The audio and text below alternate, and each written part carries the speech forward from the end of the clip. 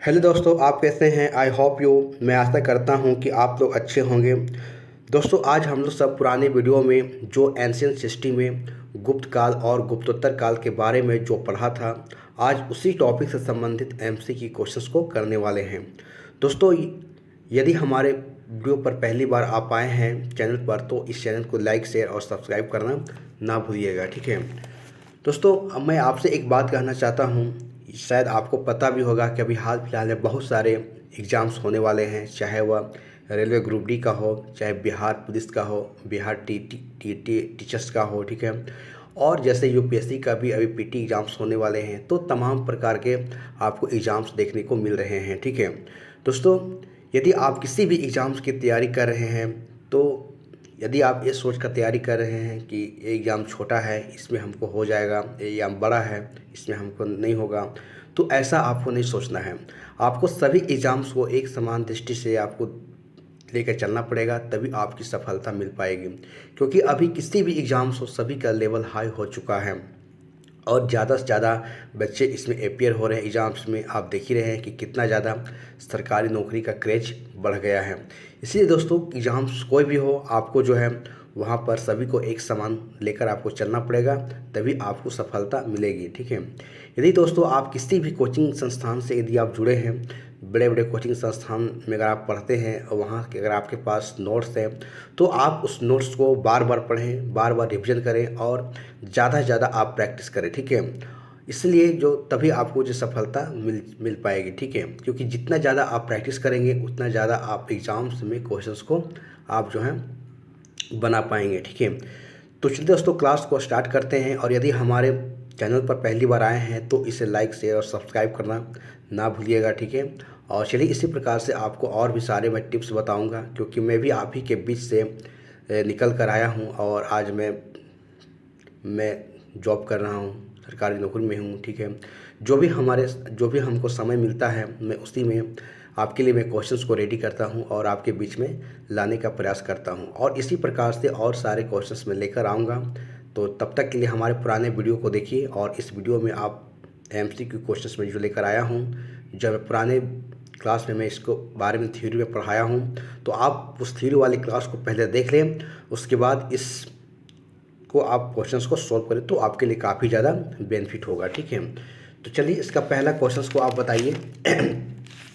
ठीक है, तो देखते हैं आप इसके आंसर मेरे साथ बताने का प्रयास करेंगे, ठीक है। और नहीं तो यदि आपको पता है, तो अपने साथ एक नोट पैड लेकर बैठ जाएं और अपने आंसर को काउंट करते जाएं, ठीक है, ताकि आपको ये पता चल सके कि इनमें से कितने सारे आपको आंसर पता है, ठीक है। तो चलिए, पहला क्वेश्चन को बताइए, ठीक है। देखिए, पहला क्वेश्चन है कि निम्नलिखित शासकों में से किस एक ने 4 अश्वमेधों का संपादन किया था, ठीक है।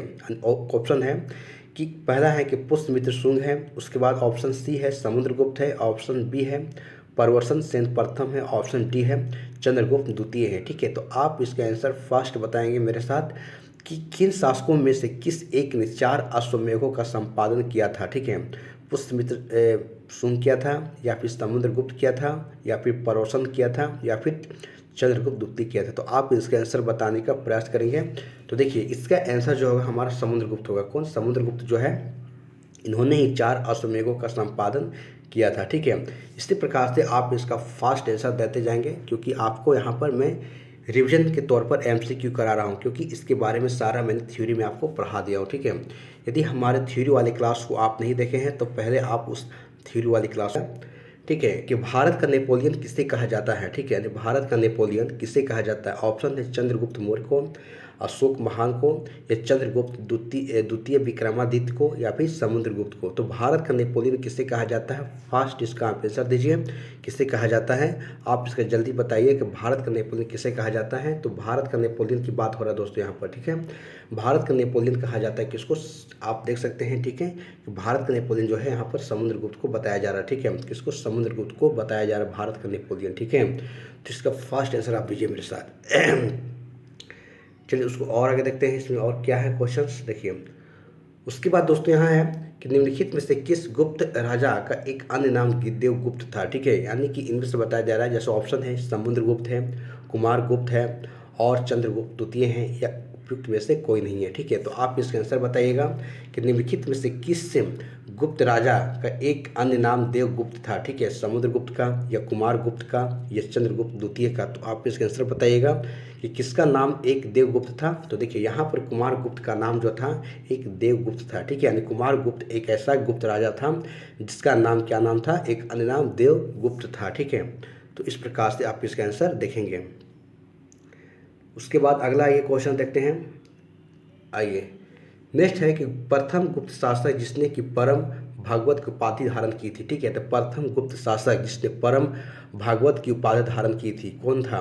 तो चंद्रगुप्त प्रथम था, चंद्रगुप्त द्वितीय था, या समुद्रगुप्त है, या फिर श्रीगुप्त है। ठीक है, तो कौन सा राजा था, यानी कि प्रथम शासक गुप्त शासक था जिसने परम भागवत की उपाधि धारण किया था। तो फर्स्ट इसका आंसर बताइएगा। ऑप्शन है चंद्रगुप्त प्रथम, चंद्रगुप्त द्वितीय, समुद्रगुप्त या फिर श्रीगुप्त था। तो आप इसका आंसर बताने का प्रयास कीजिएगा ये कौन था। देखिए चंद्रगुप्त द्वितीय, चंद्रगुप्त द्वितीय की बात हो रही है जिसने परम भागवत की उपाधि धारण की थी। ठीक है, तो चंद्रगुप्त द्वितीय की बात हो रही है जो कि परम भागवत की उपाधि धारण की थी। ठीक है, इस प्रकार से आप इसको देखेंगे।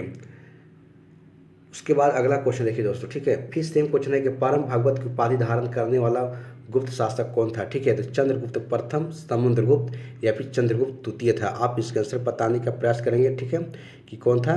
तो परम भागवत की उपाधि धारण करने वाला प्रथम गुप्त शासक था। तो जस्ट हमने ऊपर भी देखा कि परम भागवत की उपाधि धारण करने वाला, आप देखे थे कि परम भागवत उपाधि धारण करने वाला कौन था। तो आप यहाँ पर देखे थे चंद्रगुप्त द्वितीय था। ठीक है, तो उसी प्रकार से यहाँ भी आप चंद्रगुप्त द्वितीय को आप लगा दीजिए। ठीक है, कौन था, चंद्रगुप्त द्वितीय, जो कि परम भागवत की उपाधि धारण यहाँ पर किया था, प्रथम गुप्त शासक था। ठीक है, इस प्रकार से यहाँ आप इसको लगाकर निकल जाइए। उसके बाद दोस्तों यहाँ पर देख सकते हैं अगला क्वेश्चन देखिए। ठीक है, कि एक मिनट, हाँ, इलाहाबाद स्तंभ अभिलेख, इलाहाबाद स्तंभ अभिलेख निम्नलिखित में से किस एक से संबंध है। ठीक है, ऑप्शन है कि महापद्नंद, अशोक, चंद्रगुप्त मौर्य या फिर समुद्रगुप्त। ठीक है, तो आप बताइए इलाहाबाद स्तंभ अभिलेख निम्नलिखित में से किस एक से संबंध है। इसके जल्दी आप आंसर बताइएगा कि इलाहाबाद स्तंभ लेख जो है किस एक से संबंध है। ठीक है, महापद्नंद से, अशोक से, चंद्रगुप्त मौर्य से या फिर समुद्रगुप्त से। ठीक है, तो देखिए इलाहाबाद स्तंभ लेख की अभिलेख की बात होती है, इसका संबंध किससे है, तो समुद्रगुप्त से। ठीक, किससे है, समुद्रगुप्त से। ठीक है, किससे है, तो समुद्रगुप्त से है। ठीक है, उसके बाद आप अगले आइए क्वेश्चंस में देखिए। उसके बाद दोस्तों यहाँ पर एक इलाहाबाद स्तंभ लेख किसके बारे में सूचना प्रदान करती है। ठीक है, यही बताया जा रहा है। ठीक है, कि इलाहाबाद का अशोक स्तंभ किसके शासन के बारे में सूचना प्रदान करता है। तो आप इसका ऑप्शन देखिए। ठीक है, चंद्रगुप्त मौर्य के बारे में, या चंद्रगुप्त प्रथम के बारे में, या चंद्रगुप्त द्वितीय के बारे में, या फिर समुद्रगुप्त के बारे में। ठीक है, तो यह है इलाहाबाद का अशोक स्तंभ किसके शासन के बारे में सूचना प्रदान करता है। ठीक है, ऑप्शन दिया हुआ 4 ऑप्शन, चंद्रगुप्त मौर्य के बारे में, चंद्रगुप्त प्रथम के बारे में, या फिर चंद्रगुप्त द्वितीय के बारे में, या फिर समुद्रगुप्त के बारे में। ठीक है, तो आप इसके आंसर लगाइएगा समुद्रगुप्त के बारे में। ठीक है, समुद्रगुप्त के बारे में इलाहाबाद के अशोक स्तंभ जो है उनके शासनकाल के बारे में सूचना प्रदान करता है। ठीक है, तो इसका फर्स्ट आंसर आप लगाने का प्रयास कीजिएगा।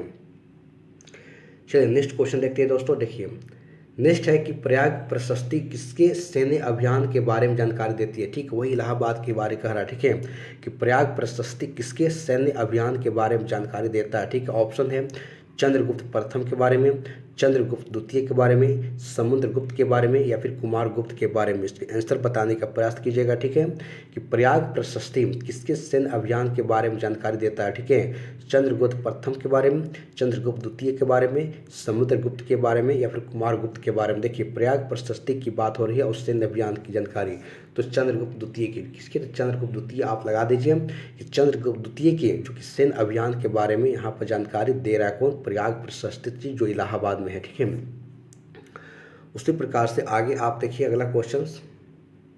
आइए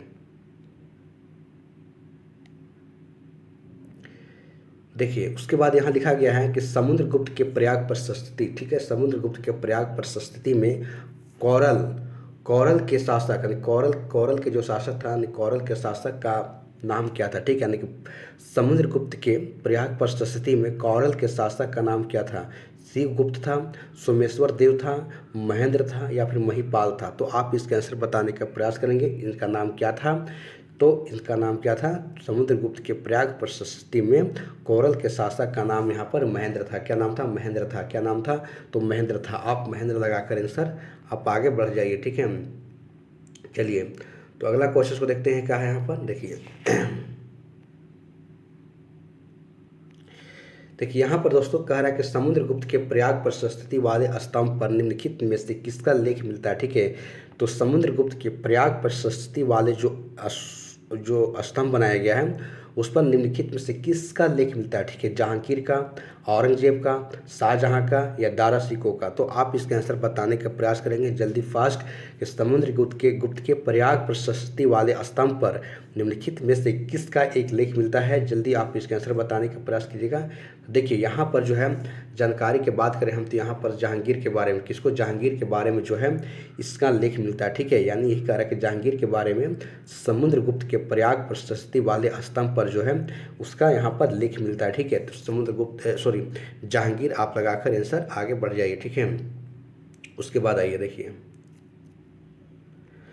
उसके बाद दोस्तों यहाँ पर यह कि पृथ्विया प्रथम वीर उपाधि थी किसकी? पृथ्विया प्रथम वीर उपाधि थी किसकी? समुद्रगुप्त की, अमोध वर्ष की, राजेंद्र प्रथम की या गौतमीपुत्र सतकर्णी की। किसका था? तो आप इसका आंसर बताइएगा कि पृथ्विया प्रथम वीर उपाधि थी किसका? समुद्रगुप्त की, अमोध वर्ष की, राजेंद्र प्रथम की या गौतमीपुत्र सतकर्णी की। जल्दी इसका आंसर बताने का प्रयास कीजिएगा। देखिए पृथ्विया प्रथम वीर उपाधि किसका था? तो समुद्रगुप्त का। किसका? समुद्रगुप्त का। यानी कि समुद्रगुप्त का की बात करें हम तो समुद्रगुप्त की पृथ्विया प्रथम वीर उपाधि थी किसकी? समुद्रगुप्त की, ठीक है।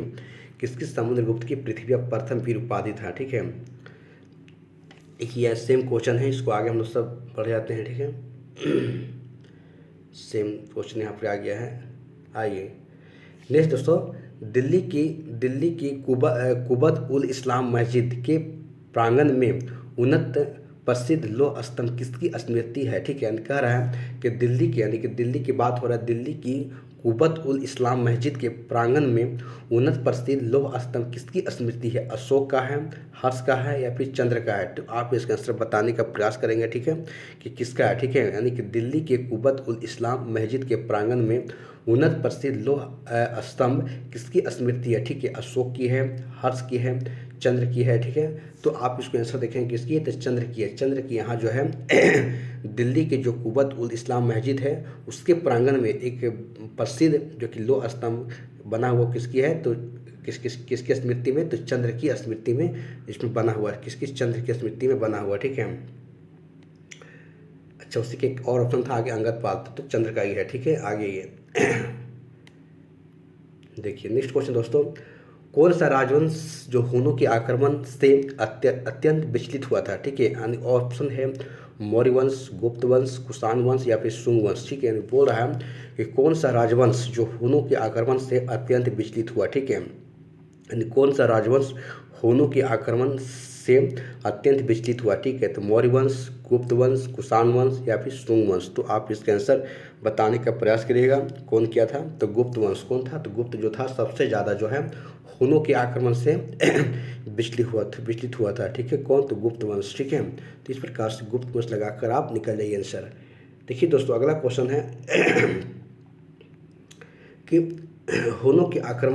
हुनों ने भारत पर आक्रमण किया था, ठीक है, किसके शासनकाल में? ऑप्शन पहला है चंद्रगुप्त द्वितीय के शासनकाल में, कुमारगुप्त प्रथम के शासनकाल में या फिर स्कंदगुप्त के शासनकाल में या फिर बुधगुप्त के शासनकाल में। तो आप इसका आंसर बताइए दोस्तों कि हुनों ने भारत पर जो आक्रमण किया था वो किसके शासनकाल में किया था, ठीक है। तो आप इसका जल्दी आंसर बताइएगा कि किसके शासनकाल में किया था। तो देखिए हुनों ने भारत पर जो आक्रमण किया था वो स्कंदगुप्त के शासनकाल में किया था। किसके? स्कंदगुप्त के शासनकाल में हुनों ने भारत पर आक्रमण किया था, ठीक है। तो इस प्रकार से आप स्कंदगुप्त लगाकर निकल जाइए। देखिए उसके बाद है कि गुप्त सम्राट जिसने हुनों को पराजित किया था, ठीक है। ऑप्शन है समुद्रगुप्त, स्कंदगुप्त, चंद्रगुप्त द्वितीय या फिर रामगुप्त, ठीक है। तो गुप्त शासक जिसने हुनों को पराजित किया था, तो आप इसको बताने का प्रयास कीजिएगा कि समुद्रगुप्त था, स्कंदगुप्त था या चंद्रगुप्त द्वितीय है या फिर रामगुप्त हैं। तो आप इसका आंसर बताइए, फास्ट बताइए आंसर, ठीक है। कौन था? देखिए गुप्त सम्राट जिसने हुनों को पराजित किया था वो था स्कंदगुप्त। कौन था? स्कंदगुप्त था जिसने हुनों को पराजित किया था, ठीक है। तो इस प्रकार से आप इसके आंसर लगाइए। नेक्स्ट क्वेश्चन दोस्तों, ठीक है, कि इनमें से किस गुप्त शासक ने हुनों को पराजित किया था। ठीक है, सेम क्वेश्चन अभी आ रहा है। ठीक है, कि कौन सा शासक था जो हुनों को पराजित किया था। तो समुद्रगुप्त है, कुमारगुप्त है, चंद्रगुप्त द्वितीय है या फिर स्कंदगुप्त है। ठीक है, तो इनमें से किस गुप्त शासक जो कि हुनों को पराजित किया था। ठीक है, ऑप्शन समुद्रगुप्त, कुमारगुप्त, चंद्रगुप्त द्वितीय या फिर स्कंदगुप्त। तो आप इसके आंसर बताइए किसने था। तो जस्ट पढ़े थे कौन, तो स्कंदगुप्त। ठीक है, कौन, तो स्कंदगुप्त है। ठीक है, तो स्कंदगुप्त वह गुप्त शासक है जिसने हुनों को क्या किया था, पराजित किया था। ठीक है, उसके बाद देखते हैं दोस्तों, नेक्स्ट क्वेश्चन देखते हैं। ठीक है, देखिए, किस अभिलेख से ज्ञात होता है कि स्कंदगुप्त ने हुनों को पराजित किया था। ठीक है, तो किस अभिलेख से यह ज्ञात होता है कि स्कंदगुप्त ने हुनों को पराजित किया था। ठीक है, भित्री स्तंभ लेख से, इलाहाबाद स्तंभ लेख से या फिर मंदसौर अभिलेख से या फिर उदयगिरी अभिलेख से थी। तो आप इसका आंसर बताइए। ठीक है, कि किस अभिलेख से, यानी किस अभिलेख से यह पता चलता है कि स्कंदगुप्त ने हुनों को पराजित किया था। ठीक है, तो आप इसका आंसर बताइएगा कि किस अभिलेख से यह ज्ञात होता है कि स्कंदगुप्त ने हुनों को पराजित किया था। ठीक है, तो देखिए, इसकी जानकारी अगर बात करें हम, तो भित्री जो कि स्तंभ लेख है, इससे जो है यह पता चलता है कि स्कंदगुप्त ने हुनों को पराजित किया था। ठीक है, तो इस प्रकार से आप इसको आंसर लगाइए। देखिए दोस्तों, नेक्स्ट क्वेश्चन है कि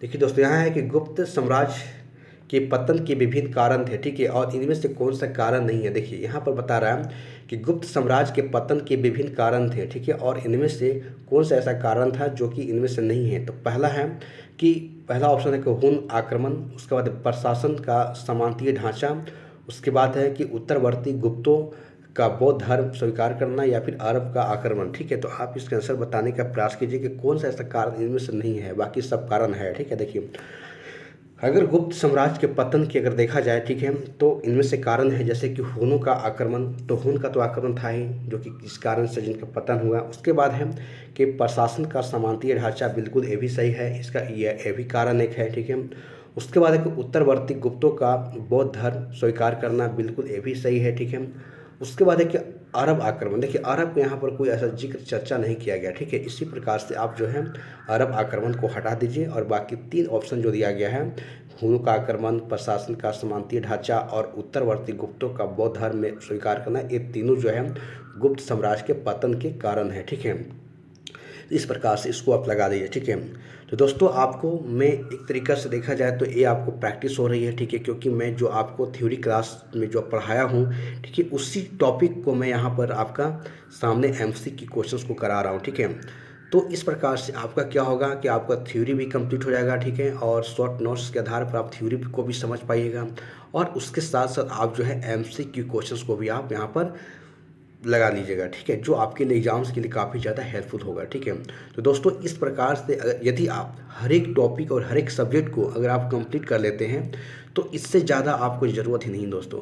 अगर आप बड़े बड़े कोचिंग संस्थान में अगर जाते हैं तो टीचर्स वहाँ पर इसी चीज़ को फॉलो करने के लिए कहते हैं। ठीक है, कि पहले आपको बेसिक में थ्योरी पढ़ना है, उसके बाद उससे संबंधित आप एमसीक्यू क्वेश्चंस को लगाइए। जो प्रीवियस क्वेश्चंस जो पूछे गए हैं तो उन सारे क्वेश्चंस को आप उसमें लगाइए, लगा कर देखिए कि आपको कितने ज़्यादा सही हो रहे हैं। ठीक, कहीं भी आप जाइए तो इसी चीज़ को बारे में बताया जाता है। आप पूरा अगर सोशल मीडिया और यूट्यूब, जितने सारे यूट्यूबर चैनल्स हैं एजुकेशन संबंधित, आप कहीं भी देखिए, टीचर्स डायरेक्ट दिन भर पूरे 24 आवर इंटू 7 अगर देखा जाए तो केवल एमसीक्यू क्वेश्चंस को ही दिन भर कराते रहते हैं। किसी भी टॉपिक को उठाकर आप देख सकते हैं कि दिन भर जो है एमसीक्यू क्वेश्चन ही कराते रहते हैं। थ्योरी बहुत कम आपको देखने को मिलेगा कि कोई टीचर जो है थ्योरी में कोई पढ़ा रहा है उसके बाद एमसीक्यू क्वेश्चन करा रहा नहीं। आप पूरा के पूरा देखेंगे दिन भर जो है 24/7 आवर जो है पूरा एमसीक्यू क्वेश्चन ही केवल कराते रहते हैं। ठीक है, तो इससे आप समझ सकते हैं कि आपके लिए एमसीक्यू क्वेश्चंस और कितना ज़्यादा इम्पोर्टेंट है। लेकिन इसके साथ साथ आपको उसका बेसिक भी जाना पड़ेगा दोस्तों। अगर मान लीजिए जाए कि अगर मेरे बारे में अगर आप पूरा डिटेल्स आप नहीं जानेंगे तो अगर मेरे संबंधित अगर 10 एमसीक्यू क्वेश्चंस को हम बना देंगे तो क्या आप उसको बना पाइएगा? नहीं।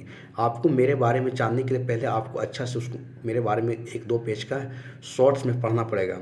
अगर मेरे बारे में उसका जानकारी अगर हो जाता है और उससे संबंधित हम अगर 10 क्वेश्चन अगर बना देते हैं तो आप उसे बहुत अच्छा से उसको आप कर पाइएगा, ठीक है। तो उसी प्रकार से हर एक टॉपिक इसलिए बनाया गया दोस्तों कि पहले आप उस टॉपिक को आप थ्योरी में पढ़ लीजिए, उसके बाद आप उससे संबंधित एमसीक्यू क्वेश्चंस को लगाइए, तो आपके लिए एक कहानी भी आपके दिमाग में छप जाएगा और इसके साथ साथ आपको एमसीक्यू क्वेश्चंस जो एग्जाम्स में पूछे जा रहे हैं वो भी आपके प्रैक्टिस हो जाएगा, ठीक है। तो इसी प्रकार से आप प्रैक्टिस करते जाएं, ठीक है। और यदि इस क्वेश्चंस को आप लगा रहे हैं, यदि आपके क्वेश्चंस नहीं समझ में आ रहा है तो आप पहले हमारे थ्योरी वाले क्लास को देख लें, क्योंकि मैं उसमें बहुत अच्छे से मैं थ्योरी पढ़ाया हूँ, ठीक है। तो उसके बाद इस क्वेश्चंस को लगाएं तो काफ़ी ज़्यादा आपके लिए बेहतरीन होगा, ठीक है। तो चलिए अगला क्वेश्चंस को देखते हैं, ठीक है। आइए देखिए नेक्स्ट क्वेश्चन दोस्तों कि ईसा की तीसरी शताब्दी से जबकि हुन आक्रमण से रोमन साम्राज्य समाप्त हो गया, ठीक है, और भारतीय व्यापारी अधिकारित निर्भर हो गए, ठीक है। यानी कहने के बाद कह रहा है कि किस यानी कि ईसा की तीसरी शताब्दी से जबकि हुन आक्रमण से रोमन साम्राज्य का समाप्त हो गया और भारतीय व्यापार आधिकारिक निर्भर हो गए किस पर, यानी कि कहाँ पर, तो अफ्रीकी व्यापार पर या पश्चिम यूरोपीय व्यापार पर या फिर दक्षिण पूर्वी एशियाई व्यापार पर या फिर मध्य पूर्वी व्यापार पर, तो किस पर निर्भर हो गए, ठीक है। भारतीय जो कि व्यापारी थे आधिकारिक रूप से किस पर निर्भर हो गए, तो आप इसका आंसर बताने का प्रयास कीजिएगा। देखिए दक्षिण पूर्वी एशियाई जो व्यापार था इस पर जब ईसा की तीसरी शताब्दी में जब हुन आक्रमण से रोमन साम्राज्य का समाप्त हो गया तो उस समय क्या हुआ कि भारतीय व्यापारी आधिकारिक रूप से जो है इस पर दक्षिण पूर्वी एशियाई व्यापार पर निर्भर हो गए, ठीक है। तो इस प्रकार से अब दक्षिण पूर्वी एशियाई व्यापार को आप याद रखिएगा। चलिए नेक्स्ट क्वेश्चन को आप बताइएगा। देखिए यहाँ पर गुप्त काल में उत्तर भारतीय व्यापार निम्नलिखित में से किस एक पतन से संचालित होता, पतन कहने का मतलब बंदरगाह से संचालित होता था, ठीक है। तो ऑप्शन है कि तार लिप्ति, कल्याण, भरोच या फिर कंपोज। तो इस प्रकार से आप बताइएगा, ठीक है। तार लिप्ति जो बंगाल के था, ठीक है। तो यह है कि गुप्त काल में उत्तर भारतीय व्यापार निम्नलिखित में से किस एक पतन से संचालित होता था, तो आप इसका आंसर बताइएगा किससे, तो तार लिप्ति से। तार लिप्ति जो कि बंगाल में है, ठीक है, यहाँ एक पतन है और यहीं से क्या होता था कि भारतीय व्यापार यहाँ से क्या होता था कि संचालित होता था, ठीक है, इसी बंदरगाह से, ठीक है। उसके बाद आगे देखते हैं दोस्तों। देखिए अगला क्वेश्चन है कि निम्नलिखित में से कौन सा बंदरगाह गुप्त काल में उत्तर भारतीय व्यापार के लिए उपयोग में किया जाता था। सेम वही क्वेश्चंस को आप देख सकते हैं, कल्याण है, भरोच है, तार लिप्ति है या फिर काम्बे है, ठीक है। तो आप इसका आंसर बताइएगा किससे होता था, तो तार लिप्ति से। किससे, तार लिप्ति जो बंदरगाह से व्यापार के लिए यहाँ पर इसका उपयोग किया जाता था, ठीक है। उसके बाद अगला कि भारत के दक्षिण पूर्वी एशिया के साथ अपने आरंभिक सांस्कृतिक संपर्क तथा व्यापारिक संबंध बंगाल की खाड़ी के पार बना रखे थे, ठीक है। निम्नलिखित में से कौन सी बंगाल की खाड़ी के इस उत्कृष्ट आरंभिक समुद्री इतिहास के सबसे विश्वसनीय और व्याख्या हो सकती है, ठीक है। तो ऑप्शन है कि प्राचीन काल तथा मध्यकाल में भारत के पास दूसरों की तुलना में अति उत्तम पोत निर्माण तकनीकी उपलब्ध थी। दूसरा है कि इस उद्देश्य के लिए दक्षिण भारतीय शासकों ने व्यापारियों, ब्राह्मण पुजारियों और बौद्ध भिक्षुओं को सदा संरक्षण दिया। उसका तीसरा ऑप्शन है बंगाल की खाड़ी में चलने वाली मानसूनी हवाओं ने समुद्री यात्राओं को सुगम बना दिया था, ठीक है। तो इस प्रकार से दोस्तों आप यहाँ पर देख सकते हैं कि इनका कहने का मतलब ये है कि भारत के दक्षिण पूर्वी एशिया के साथ अपने आरंभिक सांस्कृतिक तथा संपर्क व्यापारिक संबंध बंगाल की खाड़ी के पार बना रखे थे, ठीक है। और यही बताया जा रहा है कि यहाँ अगर देखा जाए तो बंगाल की खाड़ी से, यानी कि तीसरा ऑप्शन की बात करी जाए, ठीक है, ये ऑप्शन देख सकते हैं कि तीसरा ऑप्शन, ठीक है, कि बंगाल की खाड़ी से, बंगाल की खाड़ी में चलने वाली जो मानसूनी हवाओं ने समुद्री यात्राओं को सुगम बना दिया था, ठीक है। तो वही बातें कह रहा, ठीक है, कि निम्नलिखित में से कौन सी जो बंगाल की खाड़ी के उत्कृष्ट के लिए एक आरंभिक समुद्री इतिहास का विश्वसनीय व्याख्या करता, तो यही करता है कि बंगाल की खाड़ी में चलने वाली जो मानसूनी जो हवाओं हैं वो क्या करते थे कि समुद्री यात्राओं को सुगम बना देता था, ठीक है। तो इस प्रकार से इसका ऑप्शन जो है आप सी, इसको आप याद रखिएगा, ठीक है।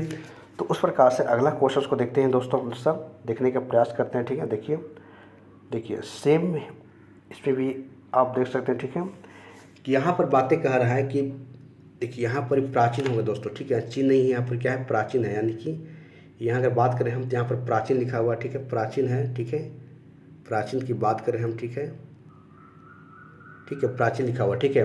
तो प्राचीन भारत में देश की अर्थव्यवस्था में अत्यंत महत्वपूर्ण भूमिका निभाने वाली श्रेणी संगठन के संबंध में कौन सा कथन जो है सही है, ठीक है। यानी पहला है कि प्रत्येक श्रेणी जो कि राज्य की एक केंद्रीय प्राधिकरण के साथ पंजीकृत होती थी और प्रशासनिक स्तर पर राजा उनका प्रमुख होता था। दूसरा ऑप्शन है कि श्रेणी ही वेतन का काम करने के नियमों, मानकों और कीमतों को निश्चित करते थे। तीसरा ऑप्शन है कि श्रेणी का अपने सदस्य पर न्यायिक अधिकार होता था। और निम्नलिखित में से आप कूट के सारे इसको आंसर दे सकते हैं। तो पूरी प्रकार से देखा जाए तो प्राचीन भारत में अर्थव्यवस्था के बारे में कहा जा रहा है, ठीक है, कि जो कि महत्वपूर्ण भूमिका में अगर देखा जाए तो श्रेणी संगठन के संदर्भ में ही बातें कहा जा रहा है, ठीक है। तो श्रेणी संगठन के संबंध में बातें कही जा रही है, ठीक है। तो आप इसको आंसर आप बताने का प्रयास करेंगे। देखिए यहाँ पर जो है एक कूट के सहारे बातें यहाँ पर बातें कही जा रही, ठीक है। अगर आप देख सकते हैं, ठीक है, कि प्राचीन भारत में जो अर्थव्यवस्था में अगर देखा जाए अत्यंत महत्वपूर्ण भूमिका निभाने वाले अगर श्रेणी संगठन की बात करें हम, देखिए इसमें क्या था कि श्रेणी की बात करें हम तो यहाँ पर ऋणी की बात करें, ये वेतन का काम करने के नियमों और मानकों को, कीमतों को सूचित करती थी, ठीक है। और उसके बाद एक श्रेणी के अपने सदस्य पर न्यायिक अधिकार होता था। तो इस प्रकार से आप 2 और 3 आंसर लगाने का प्रयास करेंगे, ठीक है, कि प्राचीन भारत में देश की अर्थव्यवस्था में अगर अत्यंत भूमिका निभाने वाली श्रेणी संगठन की बात करें हम तो श्रेणी ही वेतन, काम करने के नियमों और मानकों और कीमतों को सूचित करती थी, जबकि श्रेणी का ही अपने सदस्यों पर न्यायिक अधिकार होता था। इस प्रकार से 2 और 3 आप इसके आंसर लगाइएगा, ठीक है। अगला क्वेश्चन को देखते हैं यहाँ पर। अगला क्वेश्चन दोस्तों कि गुप्त काल में बंगाल और गुजरात यानी कि देख सकते हैं यहाँ पर है, 1 मिनट देखिए, ठीक है। क्वेश्चन है कि गुप्त काल में गुजरात, बंगाल और दक्कन एवं तमिल राष्ट्र में स्थित केंद्र किससे संबंधित थे, ठीक है। यानी कि आप देख सकते हैं कि गुप्त काल में जो गुजरात, बंगाल और दक्कन तथा तमिल जो राष्ट्र में स्थित केंद्र किससे संबंधित है, ठीक है। जैसे ऑप्शन है कि वस्त्र उत्पादन से, बहुमूल्य मणि एवं रत्न से, या फिर हस्तशिल्प से, या अफीम की खेती से। तो किससे संबंधित है, तो आप इसका आंसर बताइएगा, ठीक है, कि गुप्त काल में गुजरात, बंगाल और दक्कन एवं तमिल राष्ट्र में स्थित केंद्र किससे संबंधित था। तो ये संबंधित है वस्त्र उत्पादन से। किससे, तो वस्त्र उत्पादन से संबंधित है गुप्त काल में गुजरात, बंगाल और दक्कन एवं तमिल इन सारे क्षेत्र, ठीक है। इस प्रकार से अगला आप आंसर बताइएगा।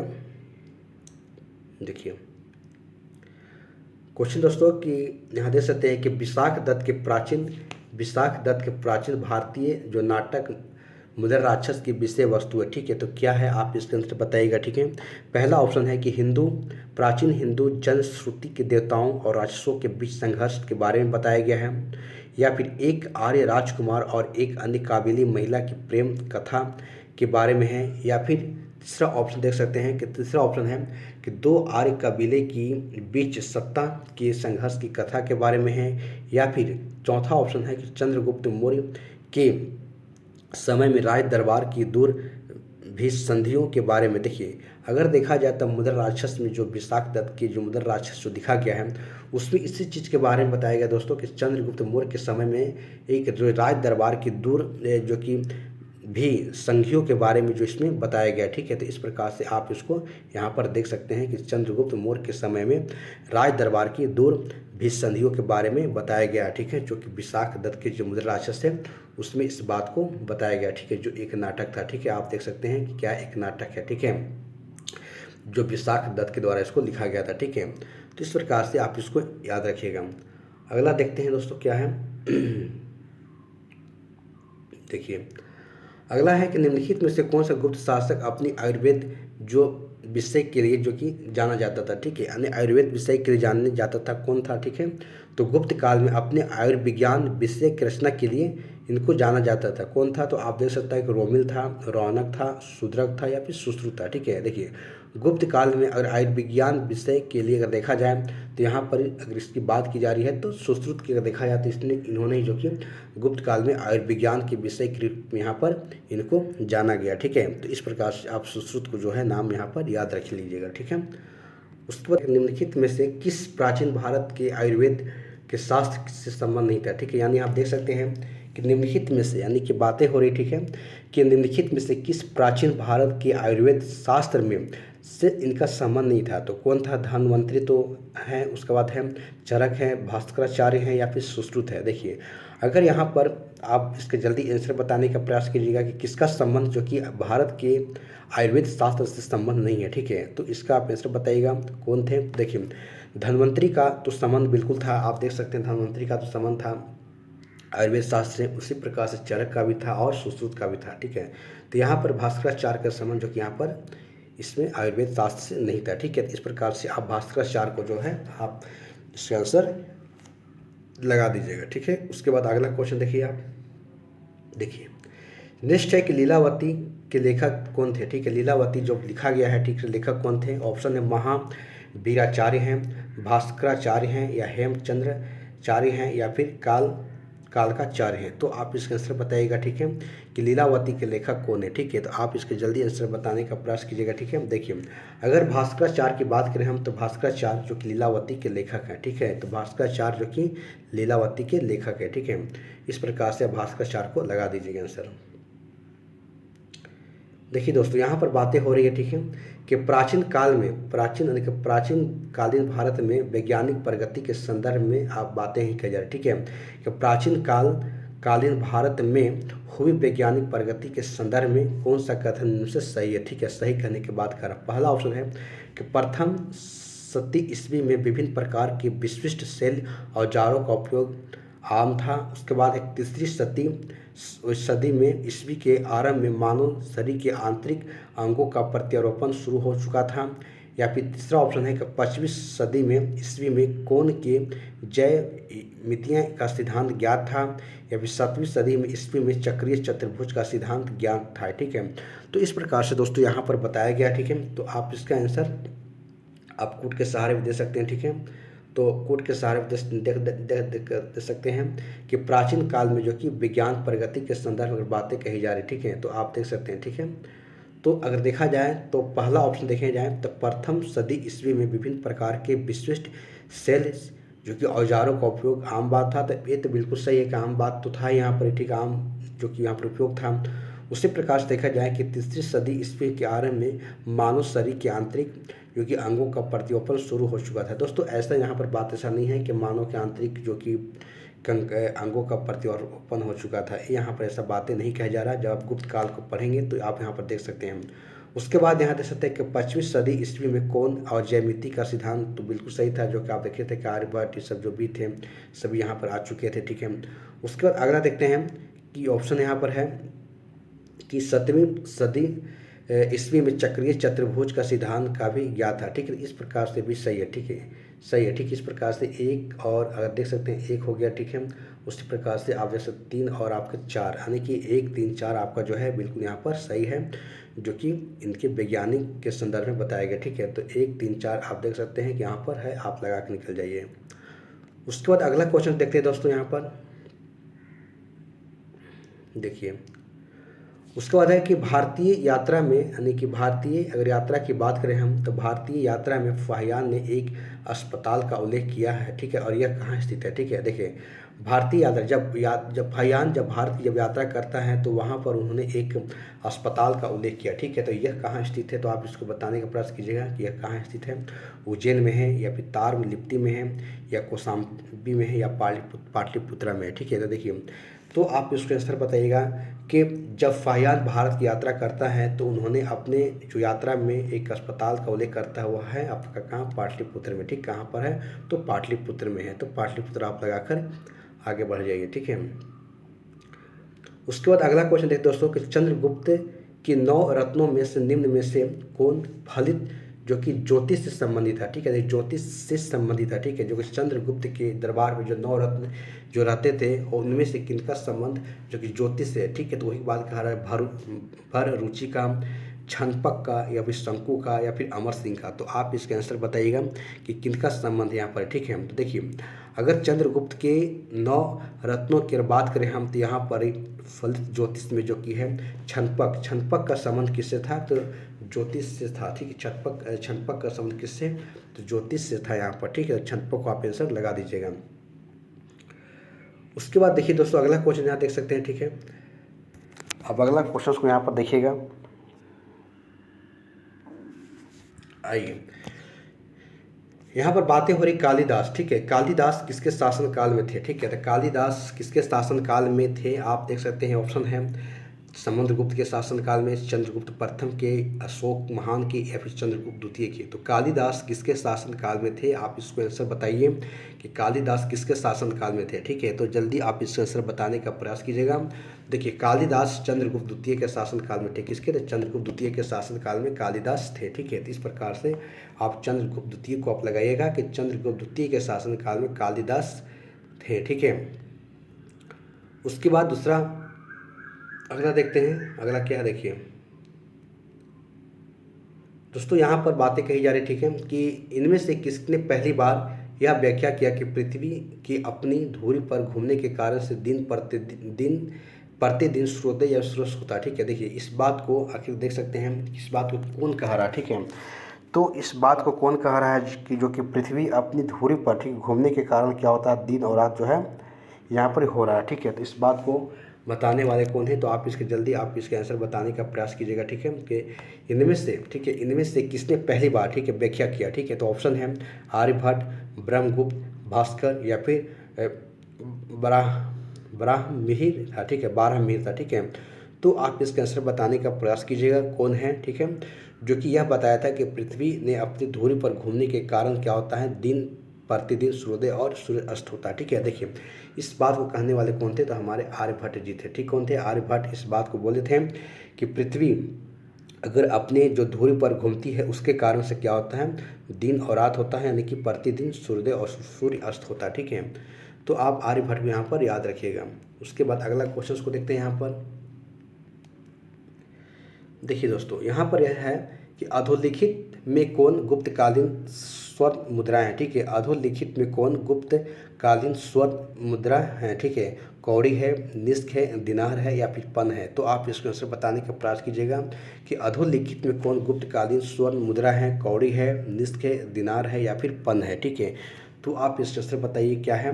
देखिए, दिनार की बात करें हम, तो दिनार जो है अधोलिखित में गुप्तकालीन स्वर्ण मुद्रा है। ठीक है, कौन है, तो स्वर्ण मुद्रा कौन, दिनार है। ठीक है, तो आप इसको दिनार को लगाकर निकल जाइए। ठीक है, उसके बाद अगला देखिए कि गुप्त काल में जो कि मुद्रा को कहा जाता था, गुप्त काल में स्वर्ण मुद्रा को कहा जाता, क्या कहा जाता था, कांसापर्ण, निस्क, दिनार, या फिर सुवर्ण। तो आप बताइएगा इसका आंसर जल्दी से। ठीक है, कि गुप्त काल में, यानी गुप्त काल में स्वर्ण मुद्रा को क्या कहा जाता था, तो आप इसका आंसर बताने का प्रयास कीजिएगा। ठीक है, गुप्त काल में जो कि स्वर्ण मुद्रा को क्या कहा जाता था, तो आप इसका आंसर बताइए। ठीक है, तो देखिए इसका आंसर आपको दिनार की बात करें हम, तो दिनार को जो गुप्त काल में स्वर्ण मुद्रा को यहाँ पर दिनार कहा जाता था। ठीक है, तो अगला क्वेश्चन को देखिए। यहाँ पर देखिए अगला दोस्तों कि गुप्त कालीन अगर रजत मुद्राओं को नाम दिया गया था। ठीक है ना, गुप्त काल में रजत मुद्राओं को नाम दिया गया था, क्या, कांसापर्ण, रूपक, दिनार, या फिर निस्क। तो आप इसका फर्स्ट आंसर बताइएगा। ठीक है, देखिए गुप्त काल में रजत मुद्राओं को, ठीक है, यहाँ पर रूपक नाम दिया, क्या नाम दिया था, रूपक नाम दिया गया था। ठीक है, तो इस प्रकार से आप रूपक आप यहाँ पर याद रखिएगा। चलिए अगला क्वेश्चन बताइए आप। ठीक है, देखिए कि भारतीय यात्रा में फाहियान ने एक अस्पताल, तो सेम क्वेश्चन है दोस्तों, यहाँ पर इसका पहले थोड़ा रिपीट हो गया। ठीक है, अगला क्वेश्चन देखते हैं। ठीक है, ये थोड़ा रिपीट हो गया यहाँ पर क्वेश्चन, ये भी रिपीटेड क्वेश्चन है, ये रिपीटेड क्वेश्चन है, जो रिपीटेड क्वेश्चन है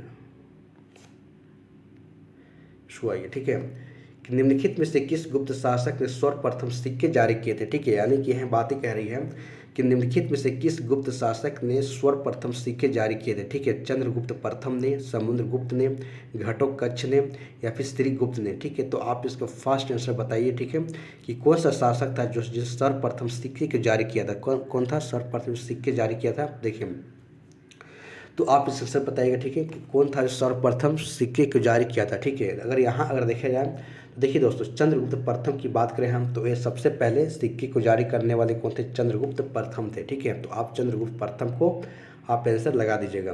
नेक्स्ट क्वेश्चन दोस्तों यहाँ देख सकते हैं, ठीक है, कि गुप्त काल में लिखित संस्कृत नाटकों में स्त्री और शूद्र बोलते थे, यानी गुप्त काल में लिखित नाटकों में से स्त्री और शूद्र बोलते थे किस भाषा में? ठीक है, संस्कृत भाषा में, पाली भाषा में, प्राकृतिक भाषा में या फिर स्वर्ण सैनी भाषा में। तो किस भाषा में बोलते थे? तो आप इस आंसर बताने का प्रयास कीजिएगा। ठीक है, देखिए अगर हम प्राकृतिक भाषा की बात करें हम तो गुप्त काल में जो भी लिखित संस्कृत नाटक हैं तो वहाँ पर स्त्री और जो शूद्र हैं इसमें बोलते थे किस? तो प्राकृतिक भाषा में। तो प्राकृतिक भाषा को आप यहाँ पर इनको याद रखिएगा। ठीक है, आइए अगला क्वेश्चन को देखते हैं। ठीक है, देखिए सती प्रथा का, यानी कि सती प्रथा के प्रथम जो कि अभिलेख साक्ष्य प्राप्त हुए हैं। ठीक है, यानी कि सती प्रथा का प्रथम अभिलेख साक्ष्य प्राप्त हुए कहाँ से? ऑप्शन है कि एरन अभिलेख से, मंदसौर से, या जूनागढ़ से, या फिर सांची से। ठीक है, तो सती प्रथा का प्रथम अभिलेखीय साक्ष्य प्राप्त हुए, तो आप इसका आंसर बताइएगा। ठीक है, देखिए अगर एरन अभिलेख की बात करें हम तो एरन अभिलेख से सती प्रथा के प्रथम जो कि अभिलेखीय साक्ष्य प्राप्त हुआ। ठीक, कहाँ से? एरन अभिलेख से। ठीक है, तो इस प्रकार से आप एरन अभिलेख को लगा दीजिए।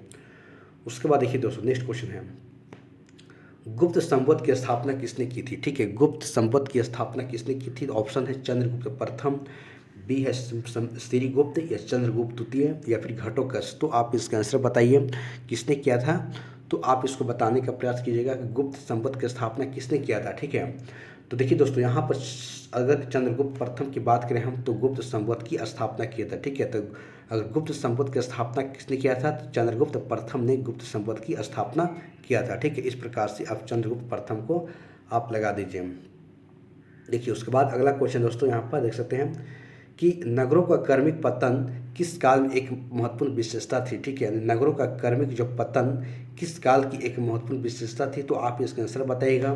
गुप्त काल की, राष्ट्रकूट काल की, या प्रतिहार युग का, या फिर सातवाहन युग का। तो आप इसका आंसर बताने का प्रयास कीजिएगा। ठीक है, कि नगरों का जो क्रमिक पतन किस काल को एक महत्वपूर्ण विशेषता थी? तो ये आप देख सकते हैं गुप्त काल की। किसकी? तो गुप्त काल की एक जो कि एक महत्वपूर्ण विशेषता यहाँ पर बताया जा रहा है नगरों की क्रमिक पतन के बारे में। ठीक है, उसके बाद दोस्तों अगला क्वेश्चन को देखते हैं। आप देख सकते हैं, ठीक है, कि किस शासक, यानी किस शासक ने, यहाँ पर देख सकते हैं कि किस शासक वंश ने मंदिरों एवं ब्राह्मणों को सबसे अधिक ग्राम अनुदान दिया था। ठीक है, यानी कि किस शासक की बात हो रहा है। ठीक है, कि किस शासक के वंश ने मंदिरों एवं ब्राह्मणों को सबसे अधिक जो कि ग्राम अनुदान दिए थे। ठीक है, तो गुप्त वंश की, राष्ट्रकूट वंश की, पाल वंश की, या फिर प्रतिहार वंश की। तो आप इसका आंसर बताने का प्रयास कीजिएगा। तो किस वंश के? ठीक है, देखिए अगर गुप्त वंश की बात करें हम तो गुप्त वंश के जो शासक थे वो मंदिरों एवं ब्राह्मणों को सबसे अधिक जो ग्राम अनुदान दिए हैं। ठीक है, तो इस प्रकार से आप गुप्त वंश को याद कर दीजिएगा। ठीक है, तो देखिए दोस्तों इस प्रकार से आपके बहुत सारे इसमें और भी क्वेश्चंस हैं, तो इस प्रकार से हम लोग और भी करते चलेंगे धीरे धीरे करके। ठीक है, तो आपसे मैं यही निवेदन करता हूँ कि यदि हमारे आप जो थ्योरी वाले क्लास को वीडियो नहीं देखे हैं तो पहले आप उस वीडियो को देख लें। तो दोस्तों उसके बाद क्या होगा कि जब आप क्वेश्चंस को आप इस प्रकार से आप जब आंसर बताएंगे तो आपको अंदर से बहुत ज़्यादा खुशी होगी। ठीक है, कि मेरे को तो क्वेश्चंस पता है इसका आंसर ये होगा। ठीक है, क्योंकि अभी क्या है कि यदि आपको क्वेश्चंस इसमें नहीं पकड़ में आ रहा है तो कहीं ना कहीं आपकी कमी हो रही है। तो इस कमी को पहले आप दूर कीजिए और उसके लिए आप थ्योरी को पढ़िए। अगर थ्योरी को पढ़िएगा, शॉर्ट नोट्स मैं दिया हूँ आपको थ्योरी में, आप उसको जाइए, आप उसको पढ़िए। उसको पढ़ने के बाद आप इस क्वेश्चंस को आइए। ये तो आपका ऑलरेडी वीडियो तो डाला हुआ है प्ले लिस्ट में, आप उसको वहाँ से जाकर बार बार आप प्रैक्टिस कर सकते हैं। ठीक है दोस्तों, इस प्रकार से मैं आपको प्रोवाइड कर रहा हूं मटेरियल ताकि आपको कहीं भी जाना नहीं पड़ेगा। पहले आप थ्योरी क्लास को देख लीजिए शॉर्ट नोट्स में, उसके बाद आप आंसर क्वेश्चंस को लगाइए। ठीक है, तो काफ़ी ज़्यादा आपके लिए हेल्पफुल होगा। ठीक है, आपको कहीं जाने की जरूरत नहीं है। ठीक है, तो इस प्रकार से आगे देखिए 51 नंबर क्वेश्चन देखते हैं आगे क्या है। देखिए दोस्तों यहाँ है कि प्राचीन भारत में किस वंश का शासन काल जो कि स्वर्ण युग कहा जाता है। ठीक है, यानी कि प्राचीन भारत में किस वंश का शासन काल को स्वर्ण युग कहा जाता है। ठीक है, तो मौर्य वंश, गुप्त वंश, शुंग वंश, या फिर मगध वंश। ठीक है, तो आप इसके आंसर बताइएगा कि प्राचीन भारत में किस वंश का शासन काल जो कि स्वर्ण युग कहा जाता है। ठीक है, तो मौर्य वंश, गुप्त वंश, शुंग वंश या फिर मगध वंश। तो आप जल्दी इसका आंसर बताने का प्रयास कीजिएगा। किससे कहा जाता है? तो गुप्त काल को। ठीक है, गुप्त काल को जो है स्वर्ण युग कहा जाता है। ठीक है, आप याद रखिएगा, स्वर्ण युग कहा जाता है किसे? गुप्त काल को। ठीक है, चलिए तो अगला क्वेश्चन बताइए। देखिए, निम्न में से किस काल में स्त्रियों और पुरुषों से बराबरी थी? ठीक है, यानी कि निम्न किस काल में स्त्रियों और स्त्रियों की पुरुषों से बराबरी थी? यानी कि आप देख सकते हैं गुप्त काल में, चोलों के जो शासन काल में, या फिर मौर्य काल में। तो आप इसके आंसर बताने का प्रयास कीजिएगा किस किस शासन काल में। ठीक है, देखिए, अगर देखिए दोस्तों, अगर ऐसा बात करें हम, तो यहाँ पर इस चीज़ को जिक्र कहीं नहीं किया जा रहा है कि स्त्रियों जो पुरुषों की बराबरी है। ठीक है, ना ही गुप्त काल में इस बात को कहा जा रहा है, ना चोलों को काल में या फिर ना मौर्य काल में। ठीक है, तो ऐसा कहीं पर जिक्र नहीं किया जा रहा है। ठीक है, कि स्त्रियों की पुरुषों से बराबरी थी। ठीक है, तो इनमें से इसका आंसर कोई नहीं होगा। ठीक है, आप इस प्रकार से यहाँ पर आप लगाकर निकल जाएगा कि किसी काल में ऐसा बात नहीं कहा जा रहा है कि स्त्रियों की जो पुरुषों से बराबरी थी। ठीक है, तो ना ही ये गुप्त काल में था बात इससे कही जा रही है, न ही चौलों के शासन काल में, ना फिर मौर्य काल में। ठीक है, तो इस प्रकार से जो है आप इसको डी आपको लगाकर निकल जाइए। उसके बाद दोस्तों देखते हैं कि गुप्त युग में भूमि राजस्व की दर क्या थी। ठीक है, यानी गुप्त जो युग चल रहा था उस समय क्या था कि भूमि राजस्व की दर क्या थी? तो ऑप्शन है कि उपज का चौथा भाग, उपज का आठवां भाग, या फिर उपज का छठा भाग, या फिर उपज का आधा भाग। तो आप इसका आंसर बताने का प्रयास कीजिएगा। ठीक है, कि ठीक है, आप इसका आंसर बताने का प्रयास कीजिएगा कि कौन सा था। ठीक है, यानी कि भू राजस्व की दर का क्या भाग था? तो उपज का क्या था? छठा भाग था। क्या अगर छठा भाग की बात करें हम, तो गुप्त युग की बातें हो रही है। तो गुप्त युग में यानी गुप्त काल में जो भी वहाँ पर ही उत्पादन हो रहा था, उपज किया जा रहा था, ठीक है, भूमि के माध्यम से। ठीक है, भूमि पर उसका क्या होता था कि उसकी जो कि उपज का राजस्व जो कि टैक्स था कितना था? 1/6 भाग यहाँ पर उनको देना पड़ता था। ठीक है, तो इस प्रकार से उपज का छठा भाग आप यहाँ लगा दीजिएगा। उसके बाद दोस्तों सेम क्वेश्चन है कि धर्मशास्त्रों में भू राजस्व की दर क्या है? ठीक है, तो 1/3 भाग है, 1/6 भाग है, 1/4 भाग है, या 1/8 भाग है। ठीक है, तो आप इसका आंसर जो है जस्ट ऊपर देख के आ रहे हैं। ठीक है, कितना? तो 1/6 भाग है। ठीक है, तो आप इसका आप बता सकते हैं कि जो गुप्त काल की अगर बात करें हम, तो धर्मशास्त्रों में भू राजस्व की दर कितना था? 1/6 भाग है। ठीक है, चलिए तो अगला क्वेश्चन देखते हैं यहाँ पर। देखिए,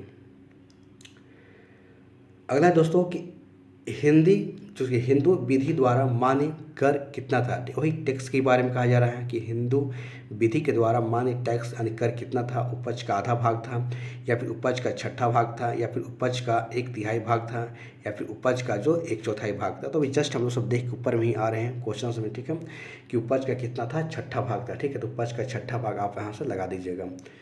चलिए नेक्स्ट क्वेश्चन देखते हैं। देखिए, किस प्रकार की भूमि को अपरहत कहा जाता था? यानी किस प्रकार की जो भूमि को अपरहत कहा जाता था? ठीक है, तो पहला ऑप्शन है कि बिना जोती हुई जो जंगली भूमि को, या सिंचित भूमि को। ठीक है, एक मिनट, सिंचित भूमि को, या फिर अगले हैं कि घने जंगल वाली भूमि को, या फिर जोती हुई भूमि को, या इनमें से एक से अधिक, या इनमें से कोई नहीं। ठीक है, तो आप इसके आंसर बताने का प्रयास कीजिएगा किस भूमि को जो है अपरहत कहा जाता था। ठीक है, तो आप इसके जल्दी फास्ट आंसर बताइए। ठीक है, तो देखिए, अगर हम बात करें हम